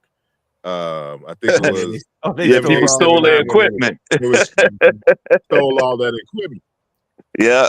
So you gotta credit the blackout. That Son of Sam, blackout, that same blackout. That's when a lot of the DJ crews got their stuff. You're right. All of them. When you talk to the old heads, all of them recount that. All of them recount that. Hey, Yeah. here's what you got behind your head. There ain't 1200s behind your head, right? No, this is the latest stuff here. Yeah, that's a debt. Hold on. Nah, hold on. Let me show you. What? Let me see. Hold on. Hold on. Man, go get them 1200s, man. Hold on. Look. Nah. There look. you go. You up on the screen. Nah. Oh, okay. I like that. Okay. Hold on. Okay. Now Oh, watch shit. this. Mhm. Now I'm gonna show you what these is. These Go ahead. these are Pioneer Cross 12. Oh, you got the Pioneers called. Now watch this. This is how far technology has come, right? Oh shit. I can play a regular record, right? And don't even. Yep. I can play a control record that allows me to DJ through the computer and use MP3s, right? Okay. Not even use this. Oh, that's wow. You wild with that. Now look, this ain't even a record. This is a piece of plastic. Look at that. I thought it was a record. Nah. And also, look, with this technology, this is something else. This is something Flash created right here. This is called a slip mat. Yep. Right. I forgot about the slip mat. Allows the record to go slide back and right? forth. Yeah. Because prior to that, there was Well, a rubber mat. Don't say it. We used to cut it out the album. Yeah. Right, that's exactly. Yeah. Right? Flash took felt. Okay. Hold on. Okay. All right. Go Flash ahead. took felt and did it. Yep. Okay. Now, damn. Yeah. Now these Y'all right taking here, it right? back, boy. The turntables normally come with a big rubber mat, super thick. Everything on these turntables. Now this is built like a 1200 because the patent went up on 1200 some years ago. So now you can get new marks like this, Pioneers, Techniques, all of that. But the original mat right here was rubber. So you could not spin this. Let me see. Turn this thing on. You could not spin the record backwards back then. So Flash took a piece of felt from his mother because his mother was a seamstress, cut it in a circle, put it on there. Now you have the ability to spin the record back without even touching it. But like they said, you could take the plastic right off the record. If you had the old records with the paper or whatever on them, they come with this little round piece of plastic in here, like that. Oh, you got some vinyl. And look, they already cut out. Yeah. But these new ones, they do three things. They play regular records. Okay. They play Serato records, which is actual vinyl, but it goes to the computer. What? Right? It's an actual vinyl record. It's called a Serato vinyl, right? That's it? That's a Serato? That's it? Yeah, this is Serato vinyl. And that's not a real record, yo? No, it's a real record. There's no music it does on both. here. Yeah. Stop it. It has the lines. What it does, it creates a signal. It's called a control signal that lets the laptop know that it's, it's going a certain direction. It's digitized. So that's one. Yeah. Real record. Digital record. So hold on, so when you put the Serato record on there, then what you do to play it? Yeah, no, you put the Serato record on, and I will put the needle on. You turn it on, it sends a signal to the mixer that sends it. You can't see the computer, but it tells the computer software which way the record is going, forward, backwards. If I speed it up, slow it down, right? Or now the new ones, you don't even need anything. Listen, I don't even need this on here to play music now. I can DJ with just a slip mat because everything is built into the turntable now. Wow. And here's a helpful hint for my Philly DJs. How these turntables are set up, not hint for the Philly, but from Philly. This sideways, oh, I know, bro. Yeah, this is called battle style. This is Philly style, where they turn the turntable sideways. Yep.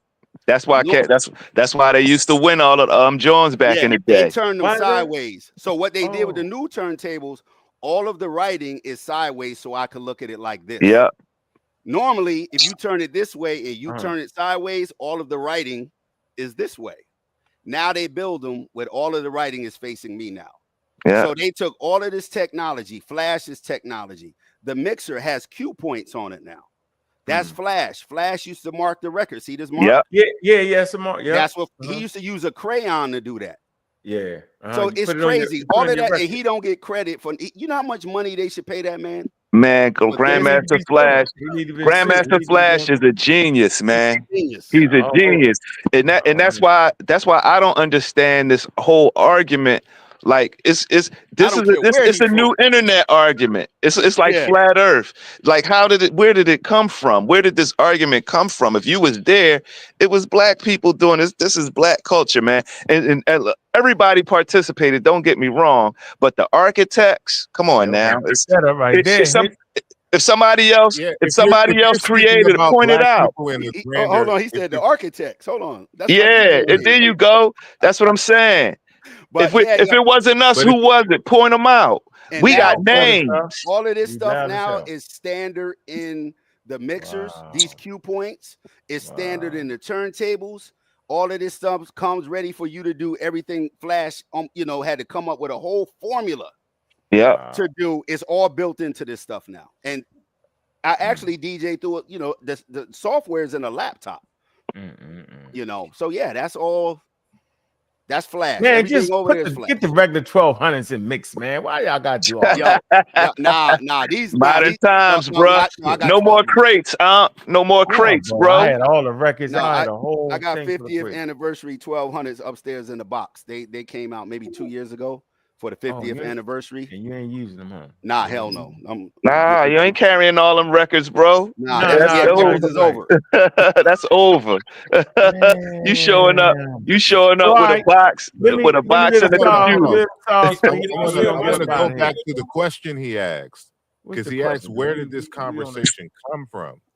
And it came from, again, Michael Wayne TV. He's changed the name of the channel now, but that's what it. If you type in Michael Wayne TV, you'll see all these videos going back like 7 to 10 years ago, where he was interviewing people primarily from initially from the Bronxdale area. And when they started asking these questions about the beginning of hip hop, there was this conflicting information from what is the greater narrative in terms of who invented, like who were the true pioneers, because they try to make it seem as if Flash, Bambaataa, and Kool Herc were the founding fathers of hip hop. But there's a whole community of folks saying, no, they aren't the pioneers. This stuff was existing in the early 70s before Kool Herc's party. And it's because of those interviews that this conversation has come up. The Puerto Rican stuff is new to the conversation. It started off as, was this a product of Jamaican influence and stuff to this nature? And it was like, no. Matter of fact, Jamaicans used to be made fun of. And if people were Jamaican, they didn't speak like they were Jamaicans around the way they assimilated to African American culture. And you even have Kool Herc saying that himself, that when he came here, he had to assimilate, and he was watching what the African Americans were doing, and then he started doing that. He didn't bring no sound. He was like 15, 16. Matter of fact, I think he was 14 when he came here. He wasn't bringing no sound system as a 14-year-old and DJing and all this other kind of stuff. That's not what he was doing. He was watching African Americans do what they were doing, and he was emulating according to his own words. So what that was the issue is that people are trying to rewrite history, and this is what these debates are happening now. But people don't know the origin of the debates coming from the people who were there, those first Zulu, not Zulu Nation, Black Spades and the like, and they tell you that the B-boy didn't stand for breaking. It was for Bronx boys in Bronxdale, according to them. Like there's a whole bunch of oral history that So isn't listen, being discussed. listen, we're gonna do this, man. We're gonna end it right here, man. We'll end it with the DJ on the damn screen. I got We locked was out. talking about hip hop, Man, bro. Yeah, all that there, yo. You still hip hop, yo. We all love hip hop, man. We're gonna defend it to the end, man. Pitts, I appreciate you I coming. said we have a B-boy battle right now. Yes. We ain't got a battle. We all could do, hey man, I got the beats.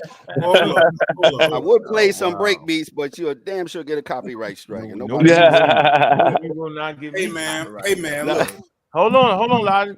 Hey, Hits, where can we find you at, yo? Because I used to could follow you was mixing. You ain't doing that no more?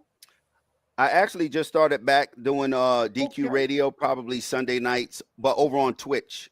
On Twitch. Over Okay, that was the spot. All right, I'm gonna be back. Yeah. I used to love to see you over there make on some real. Don't Yeah, stop I that, used to bro. be on YouTube and all that, but you get the copyright, so Twitch is better.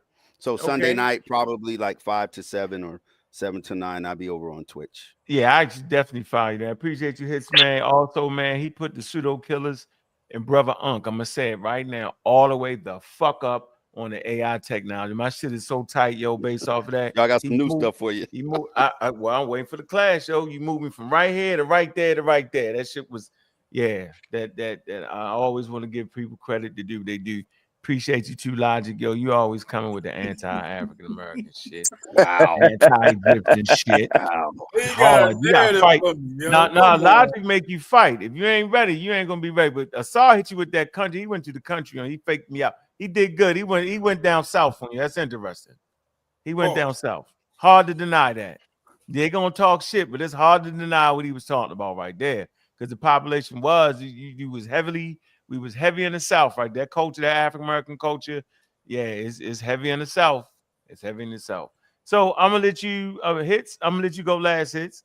Preem, what you gotta say, and don't go long. Get us out. What Oh you no, gotta I say mean, about it? hey man, mine is to the point. Like I said, the architects of hip hop, they can be identified, they can be pointed out.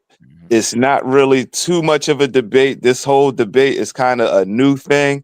And if somebody else besides Black Americans created this stuff, invented this stuff, point them out. That's all I That say. right there. Got you. Yeah. Point them out. You got to point them out. Logic. What's good, man? Where you at? I'm gonna be nice and short, sweet, right? See, like what we're trying to condense this into a recognizable story, and I think it's just a little bit more nuanced there. And if you don't have a little bit more information, it could be hard to see what both sides of the conversation are, right? See, like what I would say, you're going long. I'm not going long. I would say that there's 3 recognizable origins of hip hop, and this isn't something that I'm making up. You can read it in that book, Can't Stop, Won't Stop. It's documented as like one of the best historical documents on the origins of hip hop. You have Bambaata's story, you have Kool Herc's story, and you have Flasher's story. And if you follow Bambaata's story, then you realize that you actually cannot leave Latinos out of the origin of hip hop. I'll just leave it there for now because I promise you I'll keep it short. And if you'd like to, you could try to fool ChatGPT and try to get them to take it out the hip hop, and they won't do it for you. So go ahead. All right, Asar Hotep, get him. I'll just say, if there was equal contribution, cultural who said what from the other cultures? Because there's a difference between being a genetic population being there at the origins and then the culture creating it. So what are those cultural? This is an assignment. What are those cultural elements from everybody else that was included that was not already part of African American culture? That's your assignment. Man, you know what? I like the way you fucking said that. I like the way you said the way he did that. That's how you gotta say that right there. All jokes aside, he said cultural, and he didn't deny the genetic aspect of it. That was deep right there, Lodge. You should have got that. You left me too much room because you could find Latino music in the origins of hip hop. That ain't what he said, bro. You missed it. Hey, Hits, since you the only real DJ up here because we can see your equipment. That's why we left the real DJ on here. We still doing it, man. Go ahead, man. Take us out, man. What you got for us, man? Take us out. Well, hip hop, regardless where it started, who started it. I was a teenager when I got involved in it. It was fun. I had friends of all different nationalities. It was fun. It didn't matter who started it. It was something to do. Most adults don't practice it. It was something kids did. Very few go on to make money off of it or turn it into a career or something they can do, the rest of their lives.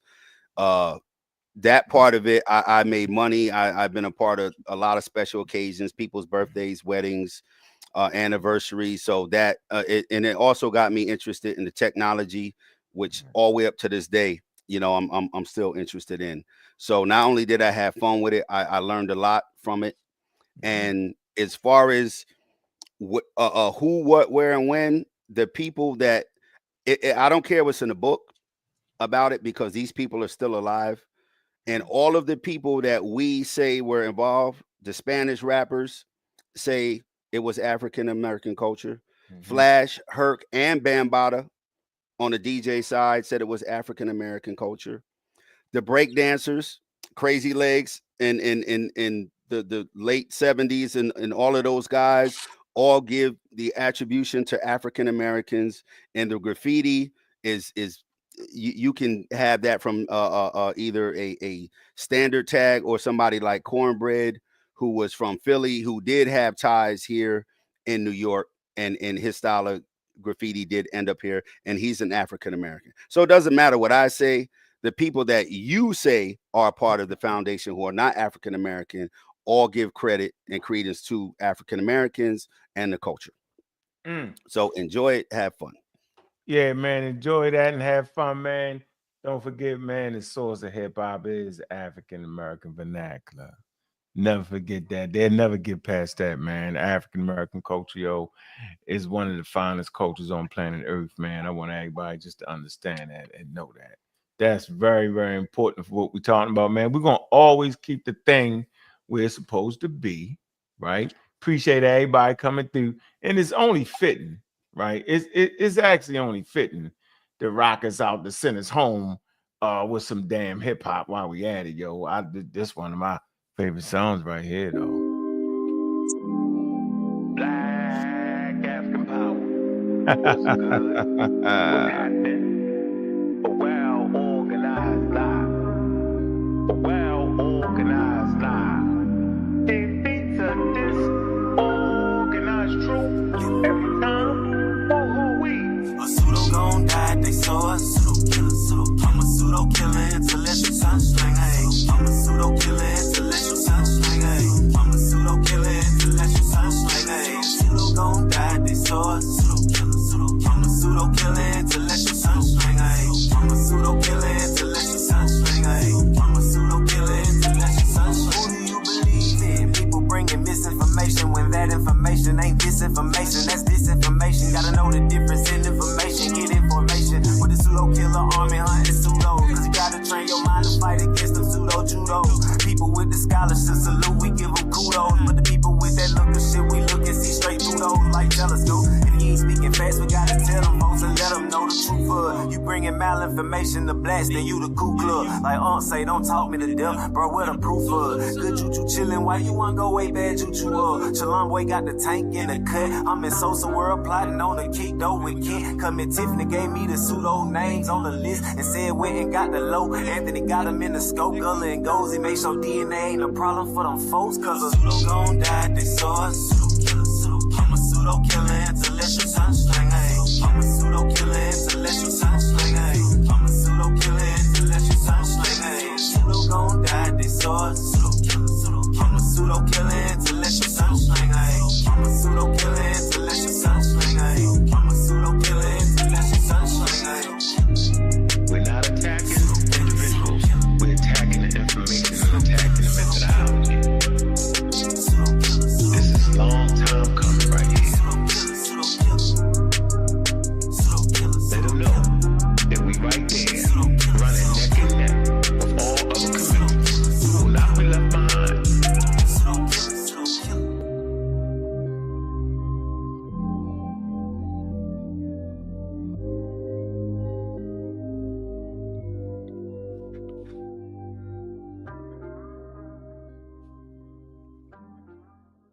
Hey, man, thanks for tuning in to Atheist Friday, man. We did that after show with Dr. Cologne and Dr. Mayat, and of course me, Brother Aunt, man. Go ahead and like and subscribe to all the platforms, man. Appreciate everybody coming through, man. The subscribers is going up, man. We're getting back to where we was, man. I appreciate everybody, man, just taking the time out. You could be anywhere, yo, but I appreciate you being here. Had some old friends stop by, man. Always got to place my heart for my old friends, man. I'm your host, the God Killer. And y'all know what it is, man. And with that,